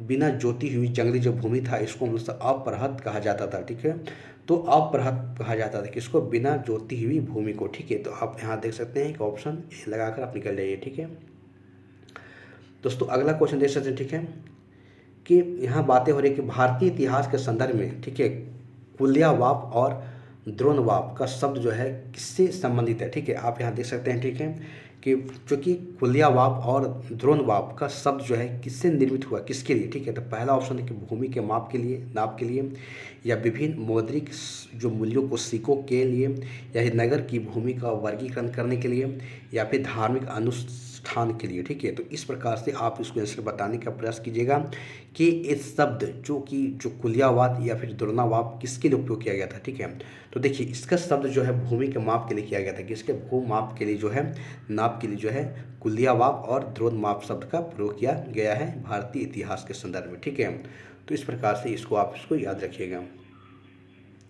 देखिए दोस्तों, अगला क्वेश्चन है कि गुप्त साम्राज्य के द्वारा निम्न में से किन्हें कर रहित कृषि भूमि, यानी कर रहित के मतलब टैक्स नहीं देना पड़ता था, की जाती थी। ठीक है, जैसे कि सैन्य अधिकारियों को, सिविल अधिकारियों को, ब्राह्मणों को या फिर दरबारी विद्वानों को। तो आप इसके आंसर बताने का प्रयास कीजिएगा, ठीक है। कि किससे जो कि कर रहित भूमि प्रदान की जाती थी, यानी कि जिसको जो भूमि दिया जाता था उसको उनको उस पर किसी प्रकार के कोई टैक्स, कोई कर उनको नहीं देना पड़ता था, ठीक है। तो देखिए अगर बात करें हम तो आप बता सकते हैं कि सैन्य अधिकारियों को या फिर सिविल अधिकारियों को या फिर ब्राह्मणों को या फिर दरबारी विद्वानों को। देखिए यहाँ पर ब्राह्मणों की बात आ रही है। अगर ब्राह्मणों की बात करें हम तो यहाँ पर ब्राह्मणों को जो है जो भूमि उनको प्रदान किया जाता था, जो दिया जाता था, उनमें किसी प्रकार के टैक्स यानी कि उनको जो नहीं देना पड़ता था, ठीक है। इस प्रकार से अब ब्राह्मणों को यहाँ पर याद रखिएगा, ठीक है। चलिए तो अगला क्वेश्चन देखते हैं। यहाँ पर देखिए प्राचीन भारत में सिंचाई कर को कहते थे क्या? प्राचीन भारत में सिंचाई कर को कहते थे क्या? विदक भागन या फिर उदरंग या फिर हिरण्यक या ऊपर निका। तो आप इसका आंसर बताइएगा, ठीक है, कि किसे कहते थे? तो विदक भागन, उदरंग या हिरण्यक या ऊपर निका, ठीक है। यानी कि ऑप्शन है कि प्राचीन भारत में सिंचाई कर को क्या कहते थे। तो आप इसका आंसर बताने का प्रयास कीजिएगा, ठीक है। तो देखिए दोस्तों, विगत अगर भागन की बात करें हम तो यही जो था भारत में सिंचाई कर को कहा जाता था, ठीक है। प्राचीन भारत में बात करें हम तो विगत भागन को जो है सिंचाई कर यहाँ पर कहते थे, ठीक है। तो इस प्रकार से विगत भागन को आप याद रखिएगा। अगला क्वेश्चन दोस्तों कि तीसरी शताब्दी में वारंगल प्रसिद्ध था किसके लिए? वारंगल की बात हो रही, किसके लिए प्रसिद्ध था? तो तांबे के बर्तन के लिए, स्वर्ण आभूषणों के लिए, लोहे के यंत्रों और उपकरणों हेतु या हाथी दांत के काम हेतु। तो आप इसका आंसर बताने का प्रयास कीजिएगा कि तीसरी शताब्दी में वारंगल प्रसिद्ध था किसके लिए? तांबे के बर्तनों के लिए, स्वर्ण आभूषणों के लिए, लोहे के यंत्रों और उपकरणों के लिए या हाथी दांत के काम हेतु, ठीक है। तो आप इसका आंसर बताइए, ठीक है। देखिए दोस्तों, अगर हम बात करें प्राचीन तीसरी शताब्दी में, ठीक है, वारंगल की बात करें तो लोहे के यंत्रों और उपकरणों के लिए प्रसिद्ध है, ठीक है। लोहे के उपकरणों और यंत्रों के लिए जो है वारंगल जो है प्रसिद्ध था, ठीक है। तो इस प्रकार से आप जो है इसको लगा लीजिएगा। देखिए दोस्तों, इसके बाद क्वेश्चन है, अगला क्वेश्चन देख सकते हैं, ठीक है। देखिए यह है कि प्राचीन भारतीय गुप्त राजवंश के समय के संदर्भ में नगर, जैसे कि नगर घाटशाला हो, उसके बाद क्या है, घाटशाला है, कदूरा है तथा चौथ किस लिए विख्यात है, ठीक है। यानी ये जो बातें हो रही है प्राचीन भारतीय जो गुप्त राजवंश के समय के संदर्भ बता रहा है, ठीक है, कि नगर घंटाशाला है, कदूरा है, चोल विख्यात किस लिए विख्यात है, ठीक है। तो पहला ऑप्शन है कि विदेशी व्यापार करने वाले बंदरगाह हैं, या फिर शक्तिशाली राज्यों की राजधानी है, या फिर उत्कृष्ट प्रस्तर कला और स्थापत्य कला से स्थान है, या बौद्ध धर्म के जो कि तीर्थ स्थल है, ठीक है। तो आप इसके आंसर बताने का प्रयास कीजिएगा कि किससे संबंधित है, ठीक है। तो देखिए अगर यहाँ पर बात की जाए, ये बातें हो रही है, ठीक है, कि प्राचीन यानी कि भारतीय गुप्त राजवंश के समय की बात कर रहा है, ठीक है। तो ये अगर देखा जाए तो पूरी तरीका से विदेशी व्यापार करने वाले एक बंदरगाह के बारे में यहाँ पर बातें कही जा रही है, ठीक है। तो इस प्रकार से आप उसको लगा कर निकल जाइएगा, ठीक है। उसके बाद दोस्तों यहाँ देख सकते हैं कि तोरमान किस जातीय दल का था, ठीक है। तोरमान किस जातीय दल के था? ऑप्शन है स्थितियन, यूची, हुन या फिर शक, ठीक है। तो तोरमन की बात हो रही है तो आप इसके आंसर बताने की प्रयास कीजिएगा कि तोरमन, ठीक है, किस जातीय दल का था, ठीक है। तो तोरमन किस जातीय दल का था? तो तोरमन जो है हुन जातीय दल का था, ठीक है। तो आप हुन यहाँ पर लगाकर आप निकल जाएंगे आंसर। उसके बाद दोस्तों यहाँ पर देख सकते हैं, ठीक है, कि निम्नलिखित में से किसने हुन शासक मिहिर कुल को पराजित किया था, ठीक है। यानी कि ऑप्शन है कि बुद्धगुप्त, शशांक, यशोधर्मन या प्रभाकर वर्धन, ठीक है। तो आप यहाँ पर बताने का प्रयास कीजिएगा कि किसने, ठीक है, किसने की बात हो रहा है, ठीक है, कि किसने हुन शासक मिहिर कुल को पराजित किया था, ठीक है। तो आप इसको जल्दी आंसर बताइए कि किसने पराजित किया था, ठीक है। देखिए अगर यशोधर्मन की बात करें हम तो यशोधर्मन जिसने हुन शासक जो कि मिहिर कुल को क्या किया था, पराजित किया था, ठीक। कौन था? तो यशोधर्मन था, ठीक है। यशोधर्मन का आप यहाँ पर नाम याद रखिएगा।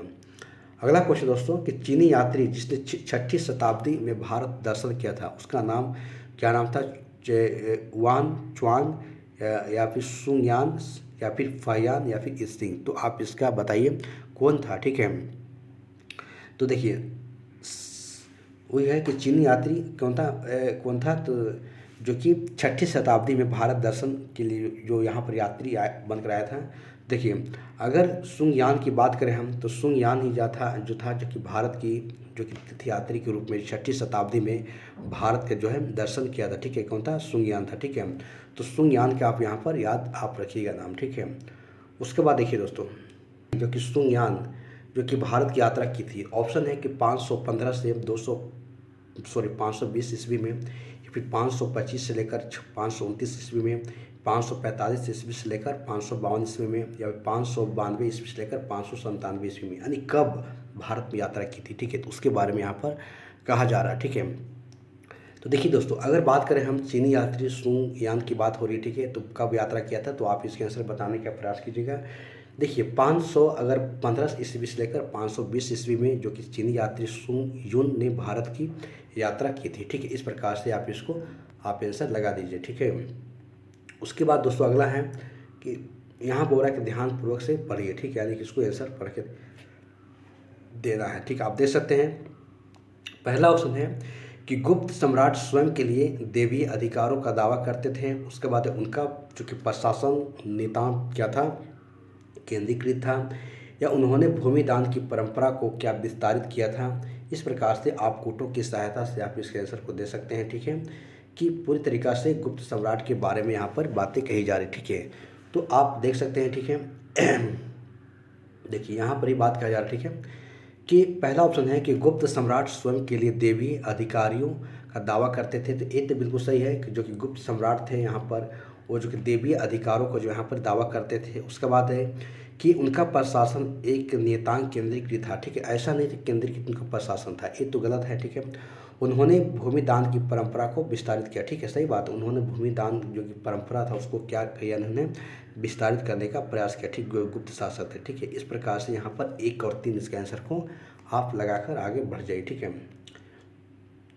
तो यहाँ पर देख सकते हैं, ठीक है, इसके आंसर 1 और 3 यहाँ पर लगा कर आगे बढ़ जाइए, ठीक है। उसी प्रकार से आगे देखते हैं दोस्तों, अगला क्या है, ठीक है, आइए।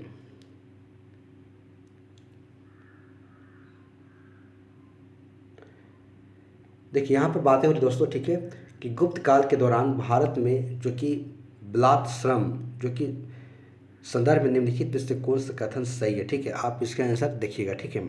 पहला है कि इसे राज्य के लिए आय का एक स्रोत, जनता द्वारा दिया जाने वाला एक प्रकार के कर माना जाता था। दूसरा है कि यह गुप्त साम्राज्य के मध्य प्रदेश तथा कठियावाड़ क्षेत्र में पूर्ण रूप से अविद्यमान था। उसके बाद एक बलात् जो कि श्रमिक जो कि साप्ताहिक मजदूरी का हकदार होता था, ठीक है। तो इस प्रकार से यहाँ पर बलात् श्रम के बारे में बातें कही जा रही है गुप्त काल की, ठीक है। तो इसका आप आंसर बताने का प्रयास कीजिएगा, ठीक है, कि क्या था, ठीक है। तो देखिए अगर बात करें गुप्त काल की, ठीक है, गुप्त काल की बातें हो रही है, यहाँ पर देख सकते हैं गुप्त काल की बात हो रही है कि वहाँ पर जो था मतलब कि बलात् श्रम के बारे में ही कहा जा रहा है, ठीक है। तो इस प्रकार से देखें हम, तो इससे राज्य के लिए एक आय का स्रोत और जनता द्वारा दिए जाने वाला एक प्रकार के कर माना जाता था, ठीक। इस प्रकार से आप इसके आंसर 1 लगा के निकल जाइएगा, ठीक है, कि गुप्त काल के दौरान अगर देखा जाए तो भारत में जो कि बलात् श्रम की देखा जाए तो इससे राज्य के लिए आय का एक स्रोत और जनता द्वारा दिया जाने वाला एक प्रकार के कर माना जाता था, ठीक है। तो इस प्रकार से ऑप्शन ए आप यहाँ से लगा दीजिए, ठीक है। उसके बाद अगला देखेंगे यहाँ पर। देखिए दोस्तों यहाँ पर बातें हो रही कि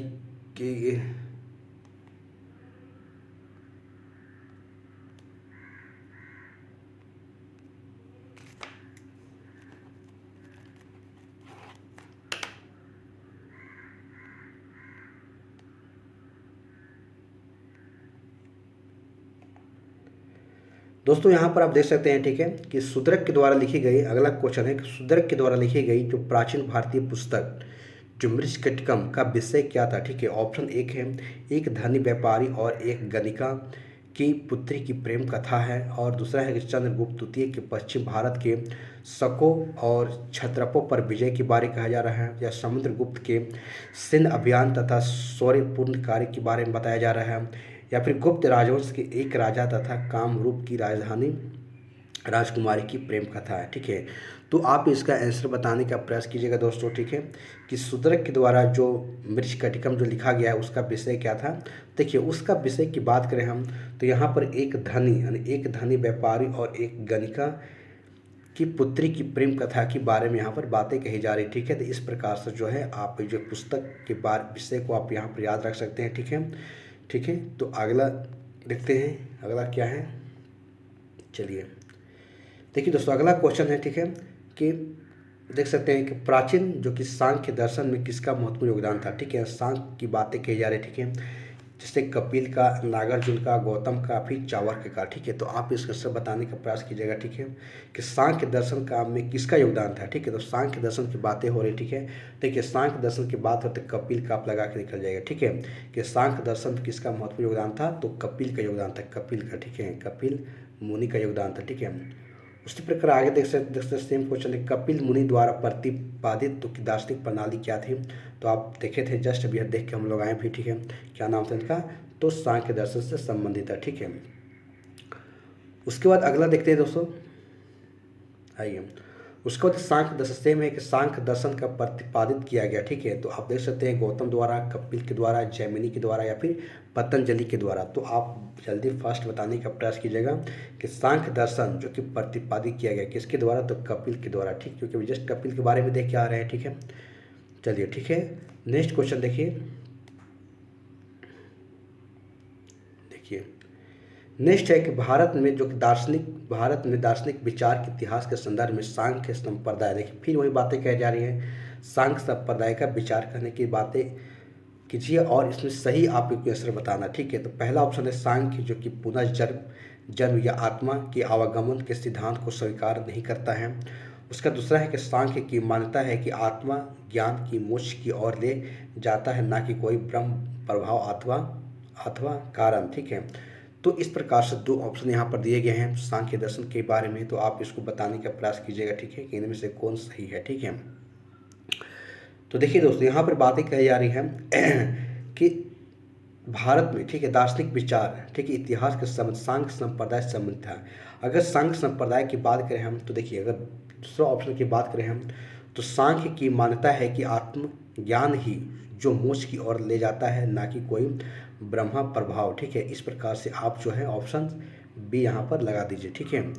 तो इस प्रकार से यहाँ पर आप बी लगाकर आंसर्स को लगाकर आगे बढ़ जाइए, ठीक है। चलिए अगला क्वेश्चन बताइएगा।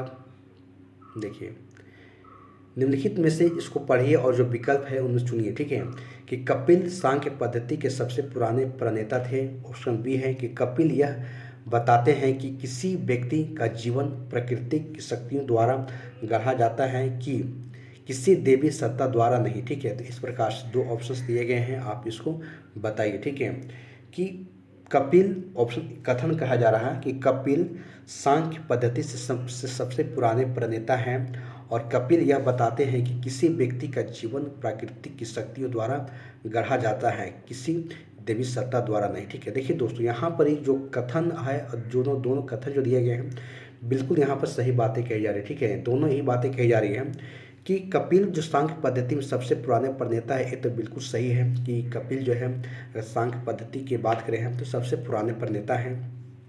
और कपिल यह बताते हैं कि किसी व्यक्ति का जीवन प्राकृतिक शक्तियों के द्वारा गढ़ा जाता है, ना कि किसी दैविक सत्ता के द्वारा, ठीक है। बिल्कुल दोनों बातें सही कही जा रही, ठीक है। तो इस प्रकार से कपिल के बारे में दोनों बातों को यहाँ पर याद रखिएगा आप, ठीक है। आइए दोस्तों यहाँ दूसरा देखेंगे, ठीक है, कि योग दर्शन के प्रतिपादक है कौन है, पतंजलि है, जैमिनी है, गौतम है या फिर शंकराचार्य। देखिए दोस्तों, योग की बात हो रही है, ठीक है। तो योग के लिए तो आप सदियों से पढ़ते आ रहे हैं कि योग दर्शन के जो प्रतिपादन करने वाले कौन थे, तो जैमिनी थे, खुद सॉरी पतंजलि है, ठीक है। योग दर्शन के प्रतिपादन पतंजलि, ठीक है। तो आप पतंजलि के यहाँ पर नाम याद रख लीजिएगा। देखिए सेम है, योग के आविष्कारक थे कौन थे, अभी जस्ट हम लोग देखे ऊपर भी, तो योग के आविष्कारक कौन थे, आर्यभट्ट हैं, पतंजलि हैं, चरक हैं या फिर रामदेव हैं। तो आप इसके आंसर फास्ट बताइए, ठीक है, कि योग के आविष्कारक कौन है, तो पतंजलि कौन है, तो पतंजलि है, ठीक है। इस प्रकार से पतंजलि को आप यहाँ पर लगा दीजिए। नेक्स्ट दोस्तों क्वेश्चन, ठीक है, कि निम्नलिखित में से कौन एक अष्टांग योग का अंश नहीं है, ठीक है। निम्नलिखित में से कौन एक अष्टांग योग का अंश नहीं है, ठीक है। ऑप्शन है, पहला है कि अनुस्मृति, ध्यान, इनमें से कोई नहीं, या फिर प्रत्याहार या फिर धारणा, ठीक है। तो आप इसका आंसर बताने का प्रयास कीजिएगा, ठीक है। देखिए अगर बात करें हम, ठीक है, तो अगर आप देख सकते हैं कि अष्टांग योग का अंश नहीं है, ठीक है। अगर अनुस्मृति की बात करें हम तो ये जो है अष्टांग योग का वंश नहीं है, ठीक है। तो इस प्रकार से जो है अनुस्मृति को यहाँ पर हटा दीजिए, ठीक है। तो इस प्रकार से आप ध्यान है आपका और प्रत्याहार है और धारणा है, ठीक है। इस प्रकार से आप यहाँ पर याद रखिए। नेक्स्ट क्वेश्चन देखते हैं दोस्तों कि महाभाष्य के लेखक पतंजलि जो कि समसामयिक थे, यानी किसके समय में उनका काल चल रहा था, ठीक है, वही बोल रहा है, ठीक है। कि महाभाष्य के लेखक जो कि पतंजलि किसके समसामयिक थे, चंद्रगुप्त मौर्य के, अशोक के या फिर पुष्यमित्र शुंग के। तो आप इसका आंसर बताने का प्रयास करेंगे किसके थे। तो देखिए तो आप जल्दी इसका आंसर बताइए, ठीक है। कि महाभाष्य के लेखक जो कि पतंजलि समसामयिकी थे, किसके थे, जल्दी फास्ट इसका आंसर बताइए। चंद्रगुप्त मौर्य के थे, अशोक के थे या फिर पुष्यमित्र शुंग के थे, ठीक है। देखिए अगर इसकी बात करें हम तो महाभाष्य के लेखक जो कि पतंजलि जो थे वो पुष्यमित्र शुंग के समसामयिकी थे, ठीक है, किसके, पुष्यमित्र शुंग के, ठीक है। तो आप इसको आंसर याद रखिए। उसके बाद देखिए दोस्तों यहाँ पर बातें कही जा रही हैं, ठीक है, कि नव्य न्याय संप्रदाय जो कि स्कूल के संस्थापक कौन है, ठीक है। तो रघुनाथ शिरोमणि, श्रीधर, गणेश या फिर उदयायन, ठीक है। तो आप इसके पार आप यहाँ पर याद रखिएगा, ठीक है, कि नव्य न्याय संप्रदाय जो कि संस्थापक की बात करें हम तो इसका संस्थापक कौन थे। तो आप इसका जल्दी आंसर बताइएगा कौन थे। तो देखिए यहाँ अगर बात करें दोस्तों गणेश और उद्यान की, ठीक है, दोनों की यहाँ पर बातें हो रही, ठीक है। दोनों जो थे नव्य न्याय संप्रदाय स्कूल के संस्थापक थे, ठीक है। तो गणेश और उद्यान दोनों का आप यहाँ पर नाम याद रखिएगा, ठीक है। देखिए अगला क्वेश्चन दोस्तों कि जब तक जीवित रहो, ठीक है, सुख से जीवित रहो, चाहे इसके लिए ऋण लेना क्यों ना पड़े, ठीक है। यानी कि इस प्रकार का देखा जाए और पुनः जन्म पर निरोध करने वाली यह युक्ति किसकी है। देखिए ये बातें कही जा रही है कि जब तक जियो सुख से जियो, अगर आपके पास पैसा नहीं है तो आप ऋण लेके आप खर्च करो, ठीक है। तो इस प्रकार से अगर कोई युक्ति जो बता रहा है, कोई बातें कह रहा है, वो कौन कह रहा है, ठीक है। ऑप्शन है कापलिक संप्रदाय वालों की है, नागार्जुन के शून्यवाद वालों की है, आजीविकों की है या फिर चावरकों की है। तो आप इसका आंसर बताने का प्रयास कीजिएगा किसकी है। तो जब तक जियो सुख से जियो, चाहे इसके लिए ऋण लेना पड़े, इस बात को कह रहा कौन। तो आप जल्दी इसका फास्ट आंसर बताने का प्रयास कीजिएगा, ठीक है। देखिए अगर इसकी बात करें हम तो चावरकों ने इस बात को यहाँ पर कह रहा है, ठीक है। ये किसकी कथन है तो चावरकों की, किसकी है तो चावरकों की है, ठीक है। तो इस प्रकार से आप आंसर लगाइए। चलिए अगला बताइए। केवल प्रत्यक्ष प्रमाण को स्वीकार करता है, ठीक है, कौन। ऑप्शन है बौद्ध, जैन, चावर्क, सांख्य, ठीक है। तो आप इसके आंसर बताइए कि प्रत्यक्ष प्रमाण को कौन स्वीकार करता है। केवल प्रत्यक्ष प्रमाण को स्वीकार कौन करता है, जैन, बौद्ध, चावर्क या फिर सांख्य। तो आप इसके जल्दी बताइएगा आंसर कौन करता है। देखिए केवल प्रत्यक्ष प्रमाण की बात करें हम तो चावर्क, अगर चावर्क की बात करें हम तो चावर्क जो है केवल प्रत्यक्ष प्रमाण को क्या करता है, स्वीकार करता है, ठीक है। तो आप चावर्क यहाँ पर लगा कर निकल जाइए, ठीक है। उसके बाद दोस्तों अगला देखिए, ठीक है, कि अधोलिखित में कौन सा एक चावर्क के अनुसार सर्वोच्च मूल्य है, ठीक है। यानी निम्नलिखित में से कौन एक चावर्क के अनुसार सर्वोच्च मूल्य है। ऑप्शन पहला धर्म है, अर्थ है, काम है, भक्ति है, मोक्ष है, ठीक है। तो आप इसका जल्दी आंसर बताइएगा कौन है, ठीक है। देखिए अगर यहाँ पर काम की बात करी जाए, काम तो एक चावर्कों के अनुसार सर्वोच्च मूल्य है, क्या है, काम, ठीक है। काम को यहाँ पर जो है चावर्कों के अनुसार सर्वोच्च मूल्य यहाँ पर बताया गया, ठीक है। किसको, तो काम को बताया गया, ठीक है। इस प्रकार से काम को लगा कर निकल जाइए। अगला देखिए दोस्तों क्वेश्चन, ठीक है, चावर्क दार्शनिक प्रणाली, ठीक, एक क्या थे, लोकायत प्रणाली भी कहलाती थी या फिर आस्तिक प्रणाली भी कहलाती थी या मीमांसा प्रणाली भी कहलाती थी या फिर वैश्विक प्रणाली भी कहलाती थी, ठीक है। तो इस प्रकार से आप इसको आंसर बताने का प्रयास कीजिएगा, ठीक है। कि चावर्क दार्शनिक प्रणाली क्या कहलाती थी। तो आप जल्दी इसका आंसर बताइए, ठीक है। देखिए चावर्क दार्शनिक प्रणाली की बात करें हम तो एक लोकायत प्रणाली भी कहलाती थी, ठीक है। लोकायत प्रणाली किसके लिए सब प्रयोग किया जा रहा है तो चावर्क दार्शनिक प्रणाली के लिए बातें कही जा रही, ठीक है। उसके बाद दोस्तों अगला क्वेश्चन देखिएगा, ठीक है, न्याय दर्शन को प्रचारित किया था किसने, चावर्कों ने, कपिल ने, गौतम ने या फिर जैमिनी ने, ठीक है। तो दोस्तों यहाँ पर न्याय दर्शन की बातें कही जा रही है, ठीक है। तो आप न्याय दर्शन के बारे में बताइए कि न्याय दर्शन को प्रचारित किसने किया था। तो जल्दी फास्ट इसका आंसर बताने का प्रयास कीजिएगा। कि न्याय दर्शन को किसने किया था। देखिए अगर हम गौतम की बात करें हम, तो गौतम जो कि न्याय दर्शन से संबंधित है इनका, ठीक है, और इन्होंने इसको प्रचारित किया था, ठीक है, कौन, गौतम, ठीक है, न्याय दर्शन के लिए गौतम, ठीक है। उसके बाद देखिए फिर से सेम क्वेश्चन है कि न्याय दर्शन के संस्थापक कौन है, अभी जस्ट हम ऊपर देखा भी है, आप जल्दी से आंसर बताइएगा, ठीक है। तो न्याय के लिए कौन है, तो कपिल है, गौतम है, कनाद है या जैमिनी है, तो कौन है, तो गौतम है, ठीक है, कौन है, तो गौतम है, ठीक है। दोस्तों यह पूरी तरीक़ा से अगर देखा जाए तो आपके लिए प्रैक्टिस ही हो रहा है, क्योंकि इसके बारे में सारी मैंने थ्योरी में आपको पढ़ा दिया हूँ। यदि हमारे थ्योरी वाले क्लास को आप नहीं देखे हैं तो पहले आप थ्योरी वाले क्लास को देख लें, उसके बाद इस क्वेश्चंस को आप सोल्व करें, जो काफ़ी आपके लिए एग्ज़ाम्स के लिए हेल्पफुल होगा। आपको पता है कि अभी हाल फिलहाल में बहुत सारे ऐसे एग्ज़ाम्स आने वाले हैं जो कि फॉर्म भी फिलअप हो रहे हैं, ठीक है। तो उन सारे तमाम एग्ज़ाम्स में आपके इन सारे क्वेश्चंस को देखने को मिलेंगे, ठीक है। इसलिए आप हमारे थ्योरी वाले क्वेश्चंस को पहले देख लें, उसके बाद क्वेश्चंस को प्रैक्टिस करें। वो प्लेलिस्ट में आपको बना हुआ है, आप वहाँ पर जाएं, वहाँ पर विजिट करें चैनल को, वहाँ देखें और उसके बाद इस एमसीक्यू क्वेश्चंस को सोल्व करें, तो आपके एग्ज़ाम्स के लिए काफ़ी ज़्यादा हेल्पफुल मिलेगा, ठीक है। तो चलिए अगले क्वेश्चंस को देखते हैं, ठीक है। देखिए न्याय दर्शन के प्रवर्तक थे, ठीक है, न्याय दर्शन की बातें हो रही, ठीक है, जैसे हम लोग देखे भी हैं कि न्याय दर्शन के बारे में कहा जा रहा है, ठीक है। तो आप इसका आंसर बताइएगा, गौतम है, कनाद है, कपिल है या फिर वल्लभ है, ठीक है। तो न्याय दर्शन के अगर प्रवर्तक की बात करें कौन है, तो गौतम है, कनाद है, कपिल है या फिर प्रवर्तक है, ठीक, यानी कि वल्लभ है। तो आप उसको बताइएगा, ठीक है, गौतम है, ठीक है। न्याय दर्शन के प्रवर्तक कौन है, तो गौतम है, ठीक है। उसके बाद अगला देखते हैं दोस्तों क्या है, ठीक है। देखिए मीमांसा के प्रणेता है कौन है, कनाद है, विश्वामित्र है, वशिष्ठ हैं या फिर जैमिनी है। तो आप इसके आंसर फर्स्ट बताइए, ठीक है, कि मीमांसा के प्रणेता कौन है, ठीक है। तो आप जल्दी इसके आंसर बताने का प्रयास कीजिए, ठीक है। तो मीमांसा के प्रणेता अगर देखा जाए तो जैमिनी है, कौन है, तो जैमिनी है, कौन है, तो जैमिनी है मीमांसा के प्रणेता, ठीक है। उसी प्रकार से हम आगे देखेंगे, ठीक है। सकते हैं कर्म का सिद्धांत किससे संबंधित है, ठीक है, कर्म का सिद्धांत किससे संबंधित है, आप इसका आंसर बताइए। न्याय से, वेदांत से, मीमांसा से या फिर वैश्विक से, ठीक है। तो कर्म का सिद्धांत किससे संबंधित है, न्याय से, वेदांत से, मीमांसा से या फिर वैश्विक से। तो आप इसका आंसर बताने का प्रयास कीजिए किससे संबंधित है। देखिए न्याय, अभी कर्म की बात हो रही तो मीमांसा से, ठीक है, यानी कर्म का सिद्धांत का संबंध किससे है, तो मीमांसा से, किससे, तो मीमांसा से, ठीक है। उसके बाद अगला क्वेश्चन देखेंगे दोस्तों, ठीक है, कि निम्न में से किस दर्शन का मत है कि वेद शाश्वत सत्य है, ठीक है, यानी किस दर्शन का मत है कि वेद शाश्वत क्या है, सत्य है। सांख्य का है, वैश्विक का है, मीमांसा का है, न्याय का है, योग का है। तो आप इसका आंसर जल्दी बताइए, ठीक है।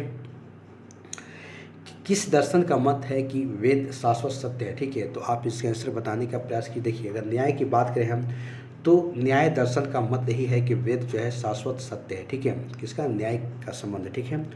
उसी प्रकार से आगे देखते हैं, ठीक है, आइए। अपूर्व सिद्धांत, अपूर्व का सिद्धांत संबंधित है किससे, चार्वाक से, बौद्ध से, जैन से या फिर मीमांसा से, ठीक है। तो अपूर्व का सिद्धांत किससे संबंधित है, चार्वाक से, बौद्ध से, जैन से या फिर मीमांसा से। तो आप इसके जल्दी आंसर बताने का प्रयास कीजिएगा किससे संबंधित है, ठीक है। देखिए अगर अपूर्व का सिद्धांत की बात करें हम, तो ये मीमांसा से संबंधित है, किससे, तो मीमांसा से संबंधित है, ठीक है। इस प्रकार से अपूर्व का सिद्धांत यहाँ पर याद रखिएगा। देखिए उसके बाद दोस्तों, निम्न में से किस भारतीय दर्शन ने परमाणु सिद्धांत को प्रतिपादन किया, ठीक है। तब परमाणु सिद्धांत को प्रतिपादन करने वाले कौन हैं, तो आप इसके आंसर बता सकते हैं। योग है, सांख्य है, न्याय है या फिर वैश्विक है, ठीक है। योग है, सांख्य है, न्याय है, वैश्विक है। तो परमाणु सिद्धांत का प्रतिपादन किसने किया था, किसने प्रतिपादन किया था, तो आप इसके आंसर बताने का प्रयास कीजिएगा, ठीक है। तो ऑप्शन है योग है, सांख्य है, ठीक है, और इस प्रकार से न्याय है, वैश्विक है। देखिए दोस्तों अगर वैश्विक की बात करें हम, तो ये पूरी प्रकार से परमाणु सिद्धांत का प्रतिपादन इस पर किया गया था, खुद वैश्विक, ठीक है। इस प्रकार से वैश्विक आप यहाँ पर याद रख लीजिएगा।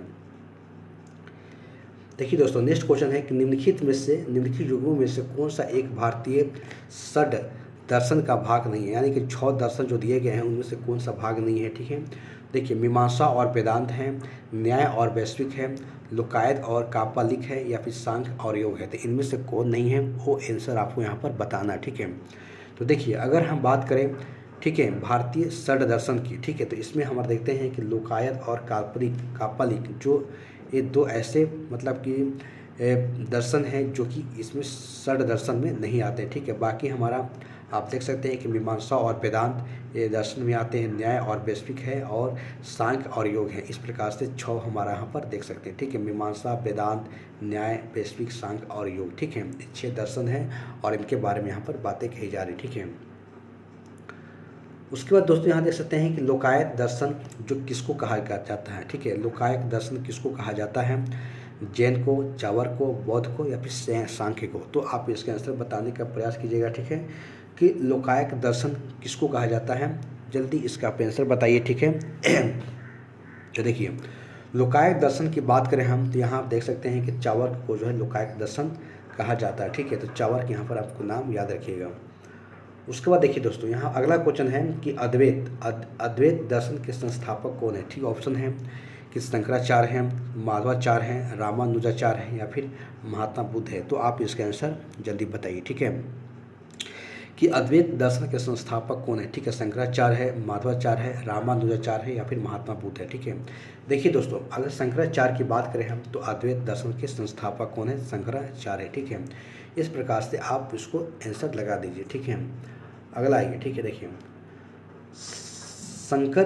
शंकर के दर्शन को कहा जाता है, ठीक है, एक तत्ववाद, द्वैतवाद या समग्र एक तत्ववाद या फिर अद्वैतवाद, ठीक है। तो आप इसका आंसर बताइए, ठीक है, कि शंकराचार्य, उन्हीं के शंकराचार्य के बारे में कहा जा रहा है कि शंकर के दर्शन को कहा जाता है, ठीक है। तो यहाँ पर आप जस्ट ऊपर में देखें हम सब, ठीक है, कि शंकराचार्य को दर्शन को अद्वैतवाद कहा जाता है, ठीक है। तो आप यहाँ पर अद्वैतवाद लगाकर आप आंसर निकल जाइए, ठीक है।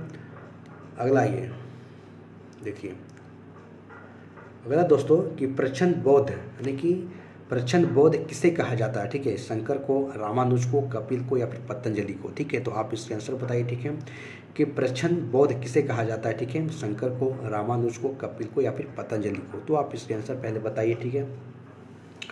देखिए, प्रच्छन्न बौद्ध की बात करें हम तो शंकर को कहा जाता है, शंकराचार्य को यहाँ पर प्रच्छन्न बौद्ध कहा जाता है, ठीक है। तो आप शंकराचार्य एंड शंकर को यहाँ पर नाम याद रखिएगा, ठीक है। देखिए, नेक्स्ट क्वेश्चन है कि निम्नलिखित अद्वैत सिद्धांत के अनुसार किसके द्वारा मुक्ति यानी कि प्राप्त की जा सकती है? ज्ञान से, कर्म से, भक्ति से, योग से, ठीक है। तो आप यहाँ पर बताने का प्रयास कीजिएगा, ठीक है, कि मैंने की बताने का प्रयास कीजिएगा कि अद्वैत सिद्धांत के अनुसार, ठीक है, किसके द्वारा मुक्ति प्राप्त की जा सकती है, कैसे, ठीक है। तो अद्वैत सिद्धांत में अगर बताया जा रहा है कि किसी एक के द्वारा जो है ज्ञान मुक्ति प्राप्त की जा सकती है, किसे ज्ञान से, अगर ज्ञान की बात करें हम, ठीक है, तो ज्ञान से जो है मुक्ति प्राप्त की जा सकती है, ऐसा अद्वैतवाद में कहा जा रहा है, ठीक है। तो यहाँ पर ज्ञान आप याद रखिएगा। उसके बाद देखिए दोस्तों, उसके बाद है कि विशिष्ट अद्वैत सिद्धांत के संस्थापक कौन है, ठीक है। विशिष्ट अद्वैत सिद्धांत के संस्थापक कौन हैं? जैसे रामानुजाचार्य हैं, श्रीकंठाचार्य हैं या वल्लभाचार्य है या फिर माधवाचार्य है। तो आप इसका जल्दी फास्ट आंसर बताने का प्रयास कीजिएगा, ठीक है, कि कौन है, ठीक है। देखिए, विशिष्ट अद्वैत सिद्धांत के संस्थापक की बात करें हम तो फास्ट आंसर बताइए कौन है। तो रामानुजाचार्य है, श्रीकंठाचार्य है या वल्लभाचार्य है या फिर माधवाचार्य, ठीक है। देखिए, अगर इसकी रामानुजाचार्य की बात करें हम तो विशिष्ट, देखिए दोस्तों, विशिष्ट की बात हो रही है, ठीक है। विशिष्ट अद्वैत के सिद्धांत कौन है? तो रामानुजाचार्य है, ठीक है। उसी प्रकार दोस्तों 100 नंबर क्वेश्चंस को देखते हैं, ठीक है। देखिए कि निम्नलिखित में से किसका संबंध कि वेदांत दर्शन के साथ नहीं है, यानी कि वेदांत दर्शन के साथ संबंध नहीं, किसका है? शंकराचार्य का, रामानुजाचार्य का, अभिनव गुप्त का या फिर माधव का, ठीक है। तो आप इसके आंसर बताने का प्रयास कीजिए किसका संबंध नहीं है, ठीक है। देखिए, अगर वेदांत दर्शन जो अभी देख रहे हैं हम लोग सब, उसमें अगर देखा है शंकराचार्य का, रामानुजाचार्य का, अभिनव गुप्त का या फिर माधव का, देखिए किसका संबंध नहीं है, आप जल्दी इसके आंसर बताइएगा किसका साथ ही नहीं है। देखिए दोस्तों, यहाँ पर अभिनव गुप्त की बात करें हम तो इनका संबंध जो है वेदांत दर्शन के साथ नहीं है, ठीक है। जबकि शंकराचार्य का संबंध है, रामानुजाचार्य का संबंध है और माधव का यहाँ पर संबंध है, ठीक है। तो दोस्तों, इस प्रकार से हमने यहाँ पर 100 क्वेश्चंस को कंप्लीट हम लोग कर लिए हैं, ठीक है। और इसमें कुछ और क्वेश्चंस है, उसको भी हम लोग सब इसी वीडियो में कंप्लीट कर लेंगे, ठीक है। तो तब तक आप हमारे साथ बने रहें और अगर आप थ्योरी वाले क्लास को नहीं देखे हैं तो आप सबसे पहले थ्योरी वाले क्लास को जाकर देख लें और उसके बाद आप इस क्वेश्चंस को लगाएं, जो काफ़ी आपके लिए हेल्पफुल होगा। क्योंकि जिस प्रकार से मैं मेहनत कर रहा हूं, आपके क्वेश्चंस को तैयार कर रहा हूं, थ्योरी क्वेश्चंस को, एमसीक्यू क्वेश्चंस को, उसी प्रकार से आपको भी मेहनत करना है। क्योंकि दोस्तों मैं भी आप ही लोगों के बीच से निकल कर मैं आया हूं, तो मुझे पता है कि आखिर बच्चे कहाँ पर गलती कर रहे हैं, ठीक है। आखिर उनकी एक प्लेटफॉर्म पर सारी चीज़ें क्यों नहीं अच्छी ढंग से मिल पा रही है, ठीक है। यहाँ पर बहुत सारे बच्चे ऐसे हैं जो कि किसी कोचिंग क्लास में जाते हैं, उस के साथ क्लास को ज्वाइन करते हैं, उसके बाद उनका कुछ दिन के बाद जो वहाँ से जो है थोड़ा डीमोटिवेट होना शुरू हो जाते हैं और उस कोचिंग क्लास को छोड़ देते हैं। हालांकि देखिए दोस्तों, कोई भी कोचिंग क्लास हो कोई ख़राब नहीं पढ़ाता है, बल्कि आपको जो है समय देना पड़ेगा। और बच्चे यहाँ पर क्या करते हैं कि समय नहीं दे पाते हैं, ठीक है। जिस कारण से क्या होता है कि वे अपनी सफलता से काफ़ी ज़्यादा दूर हो जाते हैं, ठीक है। यदि आप किसी चीज़ को समय नहीं देंगे तो आपको कहाँ से समझ में आएगा, ठीक है। इसलिए दोस्तों मैं आप लोग को, मैं एक सफल विद्यार्थी हूँ और मैं जॉब भी कर रहा हूँ, ठीक है। तो यदि मैं पता है कि कहाँ पर बच्चे गलती कर रहे हैं, ठीक है, तो और उसी के लिए मैं एक अपने ही प्लेटफॉर्म पर हर टॉपिक के लिए, हर सब्जेक्ट के लिए मैं इस तरीक़ा से मैं ला रहा हूँ ताकि आप उसको बार बार देखें, प्रैक्टिस करें, ठीक है। तो आपके एग्ज़ाम्स के लिए काफ़ी ज़्यादा हेल्पफुल मिल सकता है, ठीक है।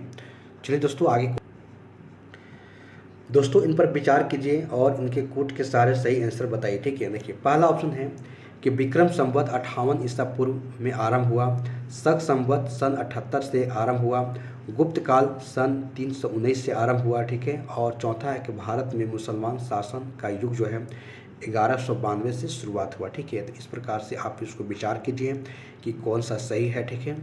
देखिए दोस्तों, अगर यहाँ पर देखे जाए तो आप इसको कुट के सहारे भी आप इसका आंसर दे सकते हैं, ठीक है। आप देख सकते हो ऑप्शन 1 और 2 सही है, या फिर 1, 2, 3 सही है, या फिर 3, 4 सही है, या फिर 1, 2, 3, 4 चारों सही है, ठीक है। तो देखिए दोस्तों, अगर इस पर विचार करें हम तो सही उत्तर को आप देख सकते हैं कि विक्रम संवत जो कि 58 ईसा पूर्व से प्रारंभ हुआ, ये बिल्कुल सही है, आप देख सकते हैं। शक संवत 1800 से प्रारंभ हुआ, भी बिल्कुल सही है। उसी प्रकार से गुप्त काल की बात करें हम तो 319 से प्रारंभ हुआ, बिल्कुल सही है। उसके बाद भारत में मुसलमान अगर शासन का युग, अगर शासन शुरुआत देखा जाता है तो सन 1192 से शुरुआत है, यानी बिल्कुल दोस्तों यहाँ पर चारों जो ऑप्शन जो दिया गया है बिल्कुल सही है, ठीक है। तो इस प्रकार से आप जो है इनमें से सभी को लगाकर आप निकल जाइए, ठीक है। दोस्तों यहाँ पर देख सकते हैं, ठीक है, कि पुराणों के अनुसार जो कि चंद्रवंशीय शासकों का मूल स्थान था, कहाँ था? काशी था, प्रतिष्ठानपुर था, अयोध्या था, या फिर श्रावस्ती था। तो आप इसका आंसर बताने का प्रयास कीजिएगा, ठीक है, कि कहाँ पर था, ठीक है। तो दोस्तों यही बातें कही जा रही, ठीक है, कि पुराणों के अनुसार, यानी कि पुराणों के अनुसार बातें कही जा रही है कि चंद्रवंशीय शासकों का मूल स्थान था, कहाँ था? काशी था, प्रतिष्ठानपुर था, अयोध्या था, या श्रावस्ती था। तो आप इसका आंसर आप बताने का प्रयास कीजिएगा कहाँ पर था, ठीक है। तो देखिए, अगर यहाँ पर बातें कही जा रही है कि चंद्रवंशीय शासकों के मूल स्थान, तो चंद्रवंशीय शासकों का अगर मूल स्थान की बात करें हम तो यहाँ कहाँ था? प्रतिष्ठानपुर था, ठीक है, प्रतिष्ठानपुर था, ठीक है। इस प्रकार से प्रतिष्ठानपुर को आप लगा कर निकल जाइए। उसके बाद दोस्तों मोखरी शासकों की अगर बात करें हम, राजधानी थी कहाँ? थानेश्वर थी, फिरोजपुर थी, कनौज थी, ठीक है।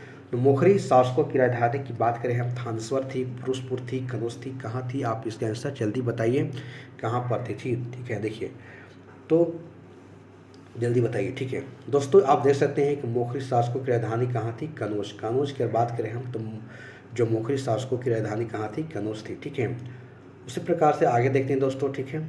देखिए उसी प्रकार से देख सकते हैं, ठीक है, कि गुप्त वंश के पतन से लेकर आरंभिक 7वीं शताब्दी में हर्ष के अगर उत्थान की बात करें हम तो राजाओं का शासन था, ठीक है। आप देख सकते हैं जो गुप्त वंश के जो पतन से लेकर उनकी आरंभिक 7वीं शताब्दी में हर्षवर्धन के उत्थान के राज्यों का शासन था, कहाँ था?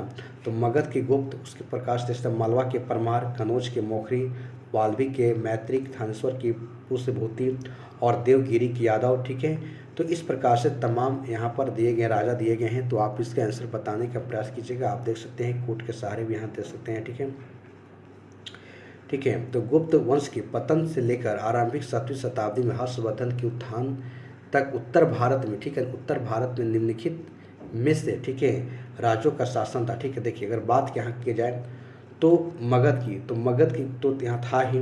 उसके बाद देखिए मालवा के यहाँ, परमार के यहाँ पर नहीं था, ठीक है। उसी प्रकार से कनौज का मोखरी था, वाल्मीकि के मैत्रक था, थानेश्वर के पुष्पवती और देवगिरी के यादव। ठीक है, इस प्रकार से इन सारे राजाओं के शासन था। ठीक है, केवल मालवा को छोड़कर। ठीक है, तो इस प्रकार से आप देख सकते हैं कि ऑप्शन जो है आपको बी लगाकर निकल जाएगी। ठीक है, मालवा के छोड़कर बाकी सभी जो थे यहाँ पर शासन यहाँ देखने।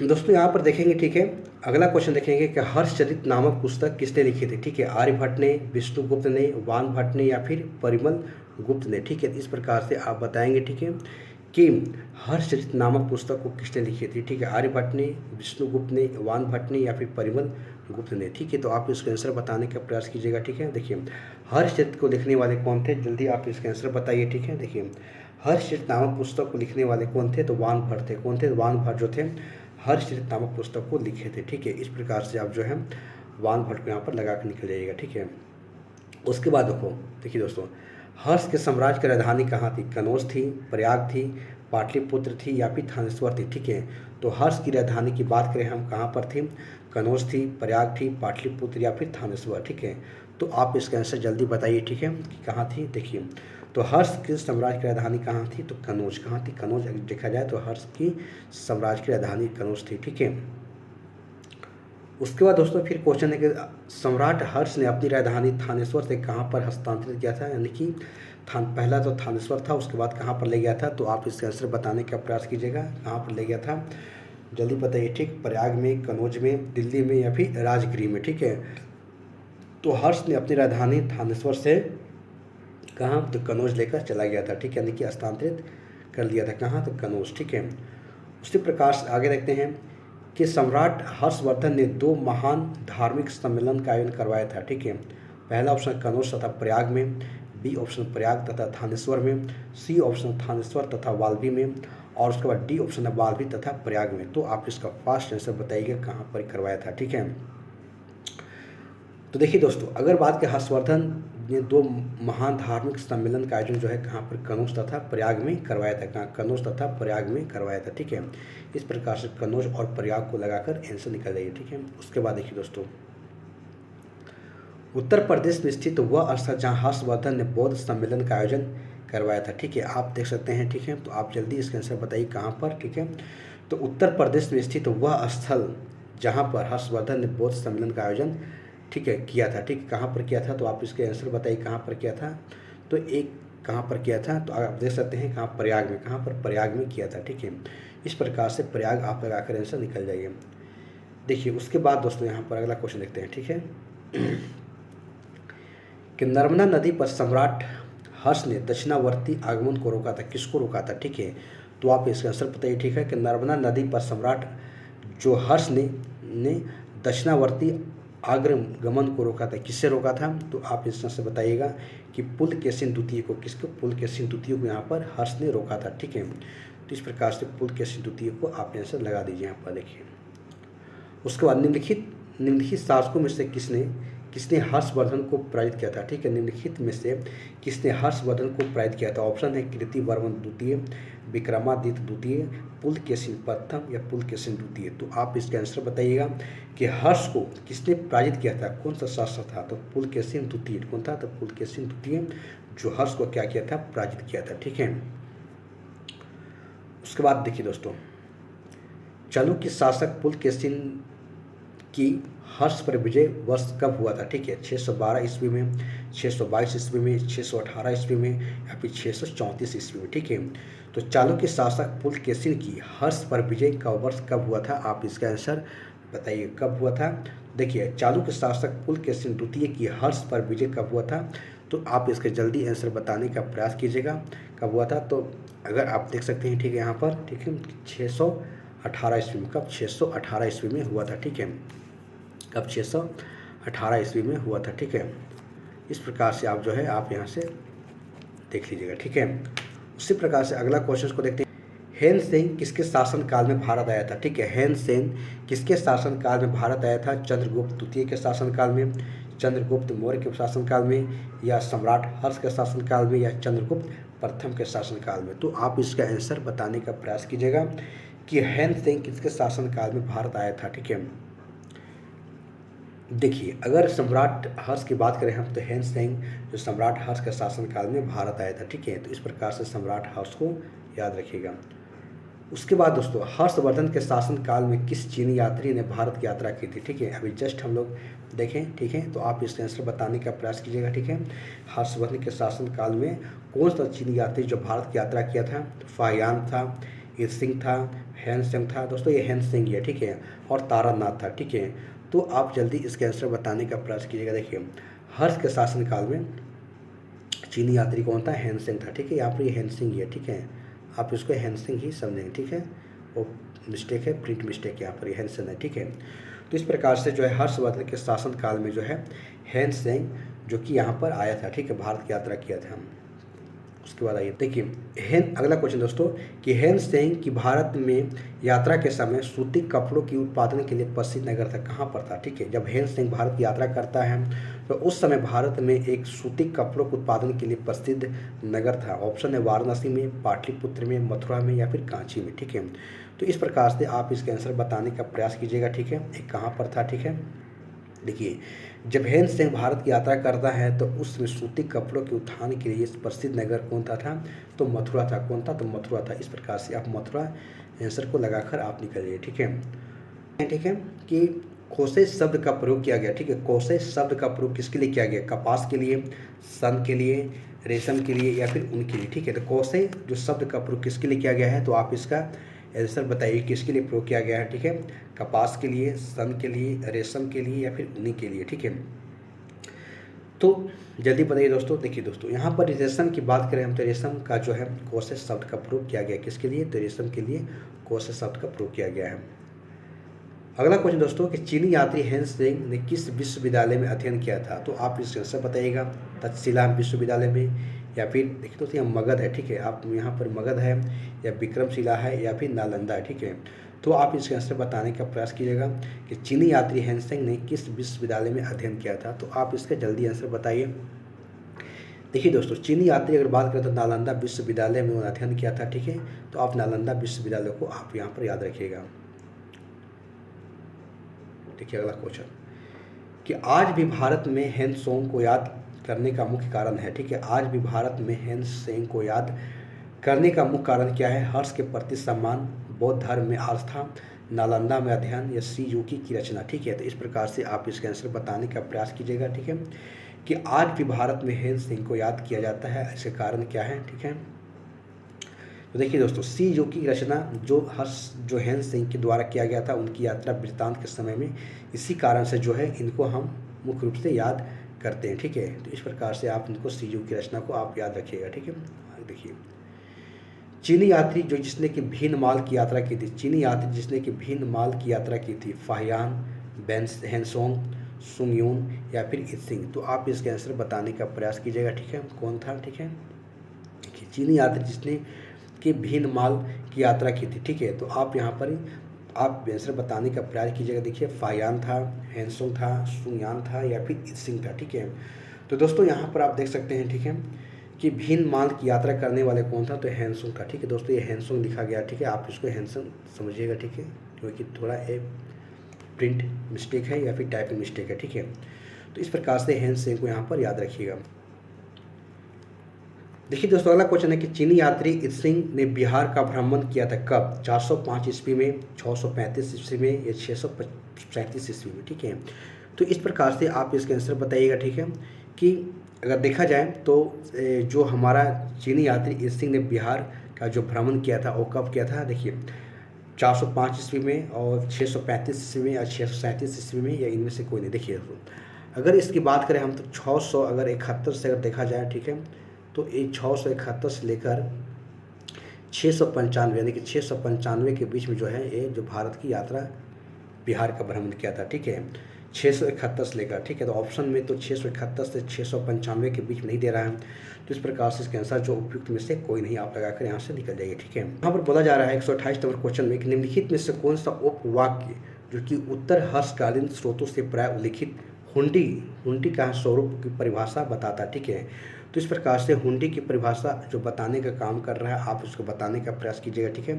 राजा द्वारा अपने अधीनस्थों को दिया गया एक परामर्श या फिर दो बी ऑप्शन है कि प्रतिदिन का लेखा जोखा अंकित करने वाली वही, या सी ऑप्शन है विनिमय पत्र, या डी ऑप्शन है कि सामंत द्वारा अपने अधीनस्थों को दिया गया आदेश। ठीक है, तो इस प्रकार से आप इसको आंसर बताने का प्रयास कीजिएगा कि हुंडी का स्वरूप की परिभाषा क्या है। ठीक है, देखिए दोस्तों, इसके लिए विनिमय पत्र, अगर विनिमय पत्र की बात करें हम तो उत्तर भारत कालीन स्रोतों से यहाँ पर जो कि हुंडी स्वरूप की परिभाषा को बताता है क्या विनिमय पत्र। ठीक है, उसके बाद देखिए दोस्तों कि चीनी लेखक जो कि भारत का उल्लेख किस नाम से करते थे। ठीक है, चीनी जो लेखक थे भारत का अगर उल्लेख करते थे तो किस नाम से, तो फो क्यूबो के नाम से, सी यू के नाम से, या बिंतु के नाम से, या सिकियो पानो के नाम से। ठीक है, तो इस प्रकार से आप देखिए जो दोस्तों, तो यहाँ पर देख सकते हैं कि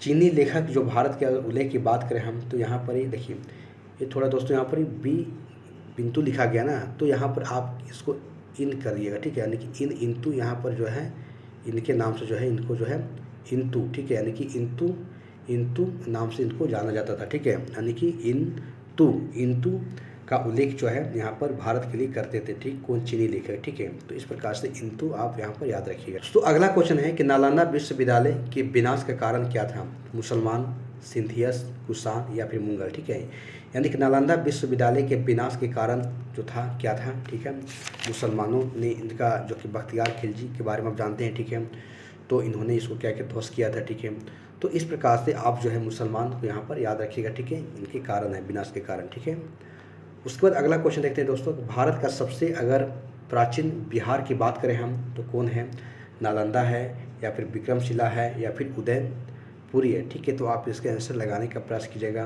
कि भारत में सबसे प्राचीन अगर बिहार की बात करें हम तो कौन है।